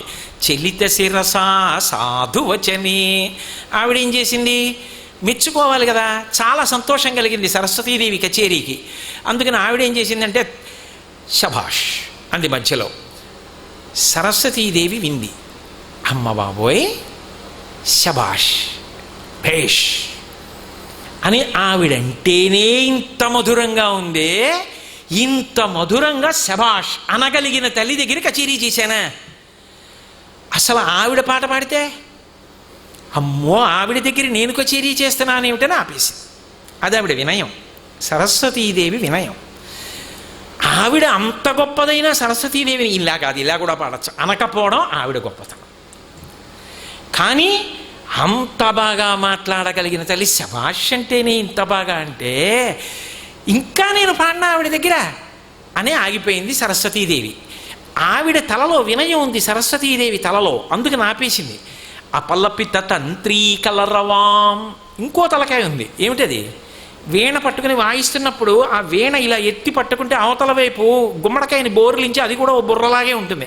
ఆ బుర్రకి బుర్ర లేదు, అందుకని అది ఆపలేదు. ఎందుకని వీణ తీగ ఆగుతుంది. ఏమిటి? కంఠం అంటే కంజ ఆపేయచ్చు, అది కుయ్ అంటుందా అందా ఇంకాను అంటుంది, ఇంకా దాంట్లోంచి తరంగం వస్తుంది సంగీతం. అది ఇంకా తలపైకెత్తి, అంటే వీణ కింద పెట్టలేదుగా, అందులో తలపైకే ఉంది, ఇంకా తలపైకెత్తి కుయ్యి అంటోంది. ఆవిడ చూసింది, సిగ్గులేదే ఇంకా తలపైకెత్తి కుయ్యి అంటున్నావా, ఆవిడ ఇంత బాగా మాట్లాడినా అని నిచుళ్ళయ్యెత్తి చోళే నన్ను భృతాం దూరు దుప్పట్లో కానీ సంచిలో పెట్టేసింది.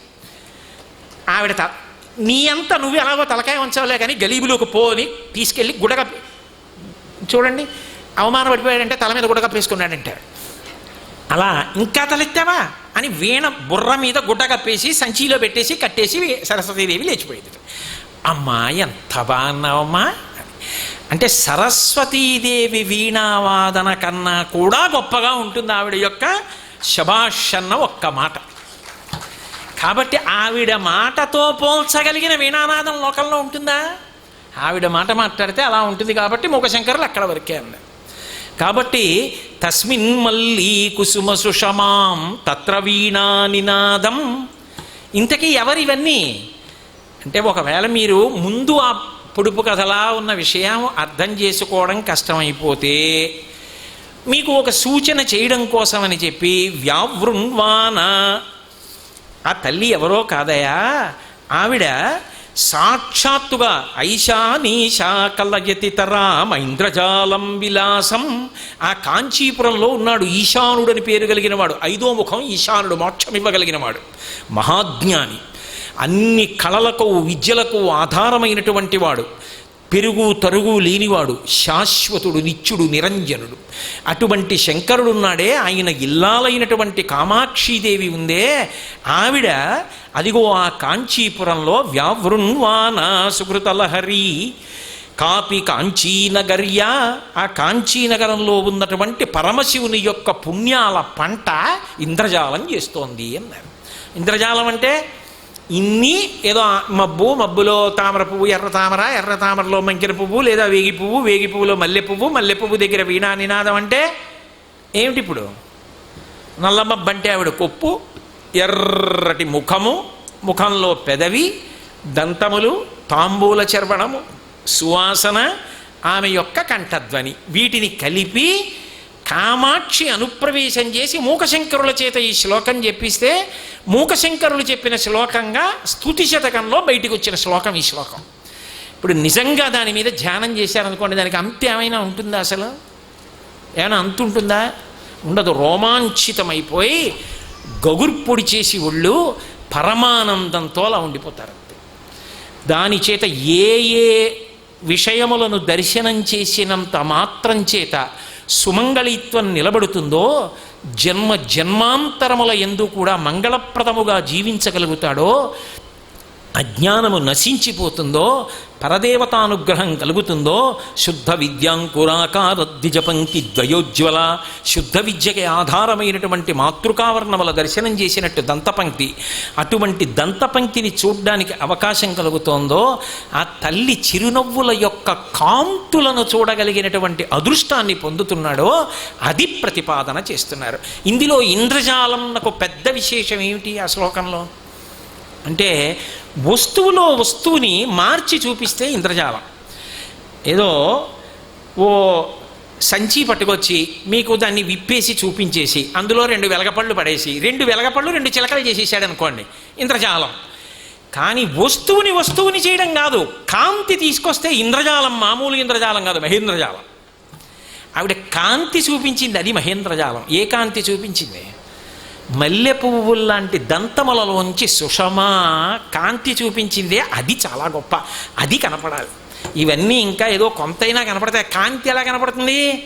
ఆ కాంతి కనపడిందా, మీరు ఇక చకోరపక్షి అయిపోయారు అని గుర్తు. ఎందుకో తెలుసా? శంకరాచార్యులు వారు సౌందర్యలహరిలో శ్లోకం చేస్తారు. అందులో అంటారు, స్మితజ్యోత్స్నాజాలం స్మితజ్యోత్స్నాజాలం తవ వదన చంద్రస్య పిబతాం చకోరాణామాసీత్తతిరసతయా చించు జడిమ అతస్తే సీతాంశో అమృతలహరీ ఆమ్లరుచయా పిబంతి స్వచ్ఛందం నిశి నిశిభృశం కాంచి కథియా అన్నారు. ఇక్కడ కాంచి అన్న మాట పడింది, అర్థం వేరనుకోండి. చకోర పక్షులని లోకంలో ఉంటాయి. ఆ చకోర పక్షులకి ఒక విచిత్రమైన పేరుంది. అచ్చ తెలుగులో చెప్పాలి అంటే వెన్నెల పులుగు అంటారు ఆ పక్షిని. దానికి ఒక అలవాటు. అది ఏం చేస్తుంది అంటే వెన్నెల తింటుంది. అంటే మీరు ఆశ్చర్యపోకూడదు, అలా ఉంటాయా అండి, అలా తింటాయా అండి అనకూడదు. సింహానికి నేను అన్నం తింటానంటే విచిత్రంగా ఉంటుంది, ఏమిటో వాడు అలా అన్నం తింటాడు ఏమిటో ఉంటుంది. నేను అన్నం తినడం నాకు సాధారణం, సింహానికి మాంసం తినడం సాధారణం. చీమకి ఇంత ఇంత పంచదార తింటే కడుపు నిండిపోతుంది. అలా ఎలా నిండుతుందో అంటే అది సృష్టి అంతే. తేనెటీగా పువ్వులో ఉన్న మకరందం తాగుతుంది, అలా ఎలా తాగుతుంది? నీకు రాదని దానికి రాదంటే ఎలా? అది తాగుతుంది అలాగే, దానికి అలవాటు. అది అలాగే తాగుతుంది, బతికున్నంతకాలం తేనె తాగుతుంది. అలా తాగుతుందా అండి అనకూడదు, తాగుతుంది. ఒక్కొక్కప్పుడు పుణ్యాన్ని కూడా తినేస్తాయి కొన్ని కొన్ని భూతములు అని పురాణంలో ఉంది. అలా తింటాయా అండి అని చర్చ విరిగి పెడతానంటే అలా తింటాయని శాస్త్రంలో ఉంది, నువ్వు నమ్మాలంతే. అంతేగాని అన్నీ ఒకటే తినాలి, నువ్వు తిన్నావు కాబట్టి అవి అవే తినాలని ఎక్కడ శాస్త్రంలో నియమం ఉండదు. ఎన్నో తింటున్నట్టు అవి కూడా తింటాయి, నీకు తెలియనివి తినేవి కొన్ని ప్రాణులు ఉంటాయి. కాబట్టి చకోర పక్షి ఏం చేస్తుంది అంటే చంద్రబింబంలోంచి వచ్చేటటువంటి వెన్నెల తింటుంది, దానికి అది లక్షణం. ఆ వెన్నెల తినడానికి అలవాటు పడిపోయిన చకోర పక్షికి ఓ రోజున ఓ ఆలోచన వచ్చిందిట. వెన్నెల ఎక్కడి నుంచి వస్తుంది? చంద్రుడి నుంచి వస్తుంది. అమ్మవారిని ఏమంటారు? పౌర్ణమి నాటి చంద్రబింబం ఎలా ఉంటుందో ఆవిడ ముఖం అలా ఉంటుంది అంటారు కదా. అందుకని ఓసారి వెళ్ళి మనం అమ్మవారి ముఖాన్ని చూస్తే ఎలా ఉంటుందో, అందులో వెన్నెల ఎలా ఉంటుందో చూద్దాం అనుకున్నాయిట. అనుకుని ఇవన్నీ కలిసి గుంపు కట్టుకుని ప్రయాణం చేసి అమ్మవారి దగ్గరికి వెళ్ళాయి. రాకాచంద్ర సమాన కాంతి వదనాకాధిరాజస్తుత. పౌర్ణమి చంద్రమండలంలో ఆవిడ ముఖం ఉంది, అందులోంచి కాంతులు వస్తున్నాయి. ఆ కాంతిని మామూలు వెన్నెలకు తినేసేయాలి. వాటికి అలవాటు వెన్నెలు కనబడితే తినేస్తాయి. పిల్లలు చూడండి, ఏది కనబడినా నోట్లో పెట్టేసుకుంటారు. అలా అవేం చేసాయంటే వెన్నెల కదా అనుకుని తినేసాయి. మామూలు చంద్రబింబంలోంచి వచ్చే వెన్నెలకి అమ్మవారి ముఖంలోంచి వచ్చేటటువంటి కాంతికి సమాన ధర్మం ఉంటుందా? ఉండదు. నేను ఇంత బెల్లంగడ్డ తీసుకొచ్చి భలే రుచిగా ఉందని చెప్పి పరపర నవిలి తినేసాను అనుకోండి.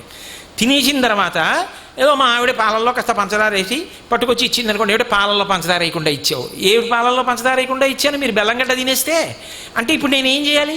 పాలల్లో ఉన్న మధుర పదార్థంతో కూడుకున్న కమ్మతనంతో ఉన్న తీపితనానికి సంబంధించిన పాల రుచిని అనుభవించాలంటే ముందు ప్రయత్నపూర్వకంగా ఓ ఉప్పు కణిక తినాలి, ఓ ఉప్పరాయి తినాలి. ఉప్పరాయి తింటే విరిగిపోతుంది తిన్న తీపి, అప్పుడు పాల యొక్క కమ్మతనం తీపితనం తెలుస్తుంది. ఇవేం చేసాయి? వెళ్ళి అమ్మవారి ముఖంలోంచి వచ్చేటటువంటి కాంతి తాగేసాయి. తాగేయడంతో వాటి నోళ్ళు బిర్ర బిగిసిపోయాయి తీపితోటి. అది అమృతం తాగేసాయి. ఇప్పుడు పుల్లగంజి ఏదైనా తాగితే తప్ప నోరు విరగదు, పుల్లగంజి తాగుదాం అనుకున్నాయిట. పుల్లగంజి ఎక్కడ దొరుకుతుంది అంటే చంద్రుల్లోంచి వచ్చే వెన్నెల వాటికి పుల్లగంజి అయింది. అప్పటి నుంచి ఇప్పటికీ తాగుతూనే ఉన్నాయి కానీ ఆ తీపి విరగలేదు. ఆవిడ ముఖంలోంచి వచ్చే దీప్తి అలా ఉంటుంది. కాబట్టి ఆ శంకరాచార్యులు వారు స్మితజ్యోత్స్నాజాలం శశియుత స్మితజ్యోత్స్నాజాలం తవ వదన చంద్రస్య పిబతాం చకోరాణామాసీత్తతిరసతయా చించు జడిమ అతస్తే సీతాంశో అమృతలహరీ ఆమ్లరుచయ పిబంతి స్వచ్ఛందం నిశి భృశం కాంచికధియా. ప్రతి రాత్రి తాగుతూనే ఉన్నాయి. అయినా ఇప్పటికి చకోర పక్షులకి నోటికి పట్టుకున్న తీపితనం వదల్లా. పుల్లగంజిలా చంద్రుడి వెన్నెల తాగిన అంటే మహాతల్లి ఆవిడ యొక్క ముఖంలోంచి వచ్చేటటువంటి కాంతి, ఆవిడ చిన్న చిరునవ్వు ఎలా ఉంటుందో చెప్పడానికి మూకశంకరుడు చేసిన ఒక్క శ్లోకాన్ని అనుభవించడానికి మీరు ఎన్నాళ్ళు ధ్యానం చేయండి, ఇది ఒక్కటి చాలు, తరింపచేసేస్తుంది. నేను విహంగ వీక్షణంగా అందుకే మూకశంకరులే ఒక చోట, అంటే స్తుతి శతకం కాదు, నేను ఇవాళ స్తుతి శతకం ఆర్యా శతకం చాలా మాట్లాడాను. మందస్మిత శతకం అని ఒకటి చేశారు కదా, చిన్న చిరునవ్వు గురించి. మందస్మితం అంటే అంతే. అయితే నేనంటే అలా నవ్వానే, చాలా అందంగా ఉంటుంది అమ్మవారు నవ్వితే. ఆ మందస్మితం చేసింది ఎప్పుడు? ఆయన ఆర్యా శతకం చెప్పారు. ఆవిడ ఇటు తిరిగి ఉంది, ఆయన ఇటు తిరిగి ఉన్నారు కింద కూర్చుని. పేక ఆవిడ అటు తిరగలేదు, తిరగకుండానే ఇలా వింటూ కావ్యాలాప వినోదిని అన్నీ వింటుంటుంది కదా, సంతోషించి అంది. అలా అవ్వగానే నవ్వు మీద 100 శ్లోకాలు చెప్పారు. అమ్మ నీ నవ్వు ఎంత గొప్పదో తెలుసా అని మందస్మిత శతకంలో శ్లోకం చెప్పారు. చెప్పకుండా ఉండలేని చెప్పేస్తాను ఇప్పుడు. అందులో ఆయన ఓ మాట అంటారు, అశ్రాంతం పరతంత్రిత పశుపతి స్త్వన్మందహాసాంకురై శ్రీకామాక్షి తదీయ వర్ణ సమతా సంగేన శంకామహే. ఇందుం నాక ధునించ శేఖరయతే మాలాంచ ధత్తే నవై వైకుంఠైరవకుంఠనంచ కురుతేర్ధూళీచయుర్భాస్మనై అన్నారు. మహానుభావుడు మూకశంకరులు వారికి కామాక్షి పరదేవత పలికింది, అందుకు పడ్డాయి ఆ శ్లోకాలు. అమ్మా, శంకరుడు నీ పక్కనే కదా కూర్చుంటాడు కాదా, నువ్వు ఆయన పక్కనే కదా కూర్చుంటారంటే దాని అర్థం ఏదో ఓ ఇంటి యజమానురాలు అనుకోండి, కాసేపు ఒక నాటకీయమైనటువంటి సన్నివేశాన్ని తీసుకొస్తున్నారు మూకశంకరులు. ఏదో ఇంటి యజమానురాలు ఎప్పుడూ పక్కన కూర్చోకుండా ఎలా ఉంటారండి? ఎవరూ లేనప్పుడైనా ఏదో పక్కన కూర్చొని మాట్లాడుకుంటూ ఉంటారు కదా. మాట్లాడుకుంటున్నప్పుడు ఆయన ఏదో ఆవిడ ఏదో చెప్పింది, ఏమండి పాపం ఆ కోటేశ్వరరావు ఏదో ఉన్నాడు, వాడిని అనుగ్రహించాలండి అని ఏదో చెప్తాను. అలా అంటావా అని ఇలా చూశాడు. చూసేటప్పటికి ఆవిడ చిన్న నవ్వు నవ్వి, ఆ చిన్న నవ్వు యొక్క అందం చూశాడు. ఆవిడ అలాగే కూర్చొని నవ్వుతుంటుంది ఏమిటి, ఇంకా అదే పనే. ఆవిడ అన్నపూర్ణ, లోకానికి అన్నం పెట్టద్దు, ఆవిడేదో పని మీద వెళ్ళింది. కానీ ఈయనకేమైందంటే ఇంకా నవ్వే గుర్తొస్తోంది. అశ్రాంతం పరతంత్రిత పశుపతి స్త్వన్మందహాసాంకురై. ఆయన ఏం అల్పుడుగాడు, ఏ మనసులో దృఢత్వం లేనటువంటి చపల చిత్తం ఉన్నవాడు కాదు. పశుపతే పశుపతి. పశువు అంటే 3 లక్షణాలు ఉంటాయి: పాశము, కట్టడానికి కర్ర, అలాగే కంఠము. ఈ 3 కలిపితే పాశం అవుతుంది. కర్మ, జన్మ, చేసుకున్నటువంటి ప్రారంధాన్ని అనుభవించడం, ఈ 3 కలిపితే మనం అందరం పశువులం. ఆయన పశుపతి. ఆయన బంధం ఇప్పేశాడు అనుకోండి, ఆయనలో కలిసిపోతాం. అందుకే శంకర భగవత్పాదులు శివానంద లహరిలో అంటారు, అమ్మ పశుమాం సర్వజ్ఞ ప్రతిత కృపయా పాలయ విభో అంటారు. నేను పశువుని శంకర, నువ్వు పశుపతివి, నన్ను నీలో కలుపుకో అంటారు. పశుపతే, పశువుల పాశములు విప్పగలిగినవాడు, బంధనములు విప్పగలిగినవాడు, అంతటి మహానుభావుడు. అయినా అమ్మా నాకు సంశయం వచ్చిందమ్మోయ్, అనుమానం. ఏమిటి శంకరా అంది అమ్మవారు. అమ్మ అశ్రాంతం పరతంత్రి తత్ పశుపతి స్త్వన్మందహాసాంకురై. అది చాలా చిన్న నవ్వు. మందస్మితం అంటే అనంత ఆవిడే అంటుంది అంతే, చిన్ని నవ్వు. ఆ చిన్ని నవ్వు పసిపిల్లలు చూడండి, చాలాసేపు ఏం నవ్వరు, చిన్న నవ్వు నవ్వుతారు. అప్పుడు వెంటనే ఏదో మిరుపు మిరిసినట్టు చూసేసి ఆనందపడిపోవాలి అంతే, గుర్తుపెట్టుకుని వస్తాను. నవ్వు నవ్వు నవ్వు అంటే ఏం నవ్వరు. ఆ గడ్డం మీద ఏదో ఇలా అంటే అంటారు, అప్పుడు చూసి ఆనందపడిపోవాలి అంతే, గుర్తుపెట్టుకుని. అలా నీ నవ్వు ఒకసారి చూశాడు, నువ్వు వెళ్ళిపోయావు ఏదో వంట చేసుకోవడానికో, భక్తులను అనుగ్రహించడానికో, అభిరామ భట్టుకి అనుగ్రహం ఇవ్వడానికో వెళ్ళిపోయావు. ఆయనకి ఇదే పట్టుకుంది బుర్రలో, అబ్బాయి ఎంత బాగా నవ్వుతుందో, మా ఆవిడ ఎంత బాగా నవ్వుతుందో, మా ఆవిడ ఎంత బాగా నవ్వుతుందో అని ఆ నవ్వే గుర్తు తెచ్చుకుంటున్నాడు. ఆ నవ్వు తెల్లగా ఎంతో అందంగా ఉంటుంది, చిన్న నవ్వు. ఆయన ఏం పని చేస్తున్నా ఇంకేమవుతోంది, పరతంత్రిత. ఏ పని చేస్తున్నాడో ఆ పని గుర్తుండట్లేదు, ఆ నవ్వే గుర్తొస్తోంది. ఈ పుస్తకం తీయబోతున్నాడు, ఆ పుస్తకం తీస్తున్నాడు, రుద్రాక్షమాల తీపోయి యోగదండం తీస్తున్నాడు, ఎద్దెక్కపోయి ఇంకో చోట కూర్చుంటున్నాడు. ఎందుకని మనసంతా ఆవిడ చిరునవ్వు మీద ఉంది. శ్రీకామాక్షి తదీయ వర్ణ సమతా సంగేన శంకామహే. నిజంగా కాదమ్మ, నాకు అనుమానం వచ్చింది, శంకామహే నాకు అనుమానం వచ్చింది. శివుడికి బాగా నీ నవ్వు మీద వ్యామోహం పట్టుకుంది. అబ్బా మళ్ళీ ఎప్పుడు వస్తుందో, పిలిస్తేనేమో ఉండండి అవతల పని ఉందంటుంది, మళ్ళీ వచ్చి ప్రశాంతంగా కూర్చొని అలా నవ్వితే బాగుండు, అలా నవ్వితే బాగుండు అనుకుంటున్నాడు. అందుకని ఏం చేశాడు అంటే, ఇందుం మా ఆవిడ చిరునవ్వంత అందంగా తెల్లగా వెన్నెలలుకుతూ ఉండగలిగినది ఏముంటుంది అని ఆలోచించాట. తదియనాటి చంద్రరేఖ అందంగా ఉంటుంది కదా, శుక్లపక్ష తదియనాడు ఆకాశంలో ఉండే చంద్రరేఖ కనపడకుండా ఉంటుంది. అవ్యక్త రేఖామివ చంద్రరేఖాం పంసు ప్రసిద్ధామివ హేమరేఖాం క్షతప్రరూఢామివ బాణరేఖాం వాయుప్రభిన్నామివ మేఘరేఖాం అంటారు వాల్మీకి మహర్షి రామాయణంలో. ప్రయత్నపూర్వకంగా చూస్తే తప్ప కనపడదు తదియనాటి చంద్రరేఖ. కామాక్షి కిరీటంలో ఉంటుంది, కామేశ్వరుడి కిరీటంలో ఉంటుంది చంద్రమౌళి. అందుకని కాబట్టి ఆయన అనుకున్నట్ట మా ఆవిడ చిరునవ్వులా కనపడకుండా ఉంటుంది కాబట్టి చంద్రరేఖను తెచ్చి కిరీటం మీద పెట్టుకుంటే ఆ చల్లతనం, ఆ అమృతం ఒలుకుతూ ఉండడం, ఆ కనపడకుండా ఉండడం మా ఆవిడ నవ్వులో ఉంటుందని పెట్టుకున్నట్ట. పెట్టుకున్న తనివి తీరలే, అబ్బే మా ఆవిడ చిరునవ్వు ఎక్కడా, ఈ చంద్రరేఖ ఎక్కడా అనిపించింది. అంత చల్లగా ఉండేది, అంత పవిత్రమైంది ఇంకే ఉందని ఆలోచించాట. నాకధునించ. అమ్మ లోకంలో తెలియక భగీరథుడి కోసం గంగావతరణం చేశాడంటారు ఉట్టిది. శంకామహే నాకైతే అనుమానం వస్తోందన్నారు మోకశంకర్. అసలు నిజానికి ఆయన ఏం పాపం అందుక గంగని పట్టుకున్నది శిరస్సు మీద. ఒకనకొకప్పుడు భగీరథుడు ఊర్ధ్వబాహు పంచతప మాసాహారో జితేంద్రియ తస్య వర్ష సహస్రాణి ఘోరే తపసి తిష్ఠిత. 1000 సంవత్సరాలు గోకర్ణంలో తపస్సు చేశాడు బ్రహ్మగారి కోసం. బ్రహ్మగారు ప్రత్యక్షమై ఏం కావాలంటే ఇక్ష్వాకు వంశం నిలబడాలి, 2 మా ప్రపితామహులను అనుగ్రహించడానికి ఆకాశంలోంచి గంగ భూమి మీదకి రావాలి, అనుగ్రహించమన్నాడు. మీ వంశం నిలబడుతుంది ఇస్తా. గంగ మాత్రం ఆకాశం నుంచి భూమి మీద పడితే గంగాయా పతనం రాజన్ పృథివీన సహిష్యతి తాం వై ధారయితుం వీర నాణ్యం పశ్యామి శూలినః. బాలకాండ రామాయణం. ఆ గంగ ఆకాశంలోంచి భూమి మీద పడితే ఎవరు పట్టుకోలేరు, నాకు తెలిసి శివుడు ఒక్కడే పట్టగలడు, ఆయనకి నేను శాసనం చేయలేను, నువ్వు అడుగన్నాడు. బొటనవేలు మీద నిలబడి తపస్సు చేశాడు. ప్రీతస్తేహం నరశ్రేష్ఠాకరిష్యామి తవాప్రియం శిరసాధారయిష్యామి శైలరాజ సుతామహం. నేను పట్టుకుంటానయా గంగనని పరమశివుడు ప్రత్యక్షమై భగీరథుడిని అనుగ్రహించి హిమాలయ పర్వతాల మీద ఇలా చేతులు పెట్టుకుని నిలబడ్డాడు. ఇలా చూస్తూ గంగ పైనుంచి చూసి ఏమిటో వెర్రేడు ఇలా నించున్నాడు, ఈడ్చేస్తాను పాతాళానికి అనుకుంది. తామహిం సాకథం చిన్మహిం గంతుం న శక్నోద్యత్నమాస్థిత నైవ నిర్గమనం లేభే జటామండలమోహిత. గుహలలో పెద్ద జటాజూటం పెంచేశాడు. ఆ పడుతున్న గంగ తిరుగుతూనే ఉంది. జటాటవీగలజ్జల ప్రవాహ పావితస్థలే గళేవలంబ్యలంబితాంభుజంగతుంగమాలికాం ఢమఢమఢమఢమఢమద్ద చకారచండ తాండవం తనోతున శివ శివం అని స్తోత్రం చేస్తారే, అలా ఆ జటాజూటంలో తిరుగుతూనే ఉంది గంగ. మళ్ళీ భగీరథుడు ప్రార్థన చేస్తే ఆ పైనుంచి విడిచిపెడితే తూర్పు దిక్కుగా లాదిని పావని నళిని అని 3 పాయలు, సీత సింధువు సుచక్షువు అని 3 పాయలు. యథా భగీరథో రాజా తతో గంగా యశస్విని జగామ సరితా శ్రేష్ఠ సర్వపాప ప్రణాశిని. భగీరథుడు రథం ముందెడుతుంటే వెనక గంగమ్మ వెళ్ళింది కాబట్టి 7వ పాయ గంగమ్మగా ప్రవాహం చేసింది. మహానుభావుడు భగీరథుడి కోసం పట్టాడు గంగావతరణం.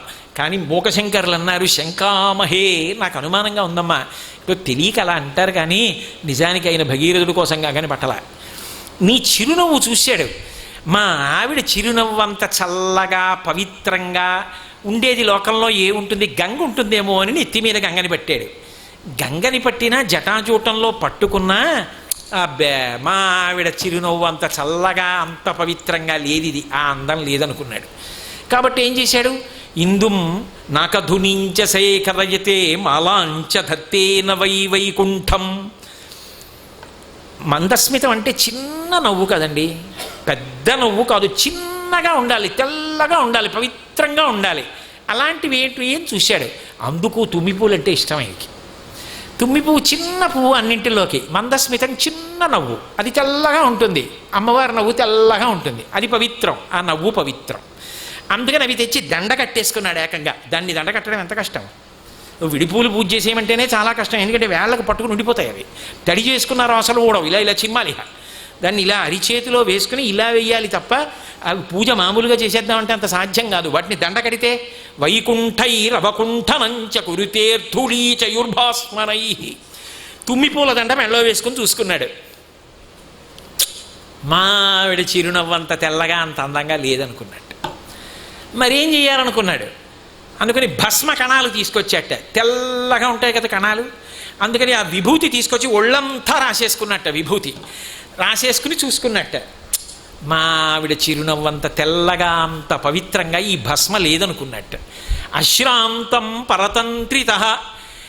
అదే ఆలోచనలో ఉన్నాడేమో. ఈ గంగం తీయడం మర్చిపోయాడు, చంద్రవంకం తీయడం మర్చిపోయాడు, మెళ్ళో తుమ్మిపూల మాల తీయడం మర్చిపోయాడు, ఒంటికి రాసుకున్న బూది తీయడం మర్చిపోయాడు. అలాగే కూర్చుని ఉండిపోయాడు.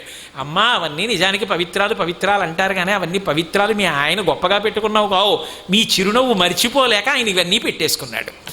శంకామహే. కాబట్టి వైకుంఠైరవకుంఠనంచ కురుతేర్ధుళీచయుర్భాస్మరై. అమ్మ నీ చిరునవ్వు అంటే అంత గొప్పగా ఉంటుందమ్మా.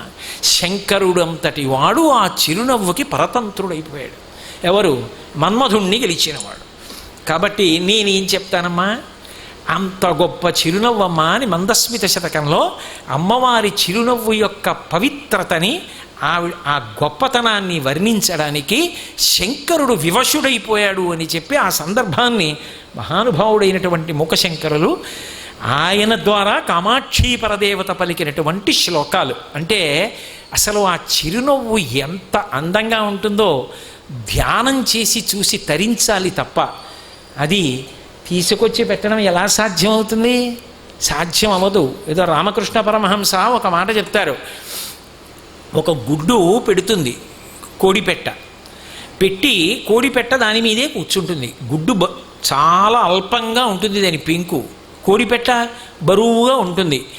కానీ దానికి ఏం తెలుసు? దాని పిల్ల గుడ్డులో ఉందని దానికి ఏం తెలుసు?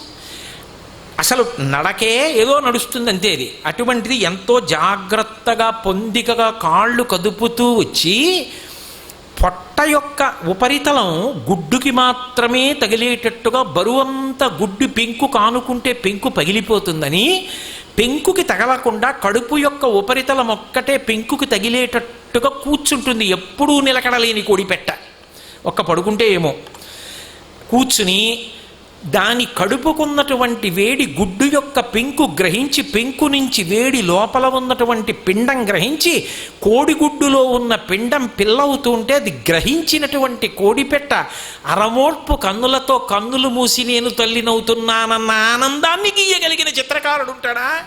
గుడ్డుని పొదుగుతున్న కోడిపెట్టని గీస్తాడేమో కానీ అమ్మవారి మూర్తిని బయట చూడగలవేమో కానీ ఆవిడ మందస్మితాన్ని చూడాలంటే ధ్యానంలో చూడాలి. అశ్రాంతం పరతంత్రిత పశుపతి తన్మందహాసాంకురై. అది నువ్వు ఒకసారి జీవితంలో చూస్తే ఇంకా నీకు చూడ్డానికి ఉండదు. ఆ తల్లి మందస్మితను చూస్తూ పరమపారవస్యాన్ని పొందేస్తావంతే. అది ముఖశంకరుల యొక్క ఆయన ద్వారా కామాక్షి యొక్క ప్రతిపాదన.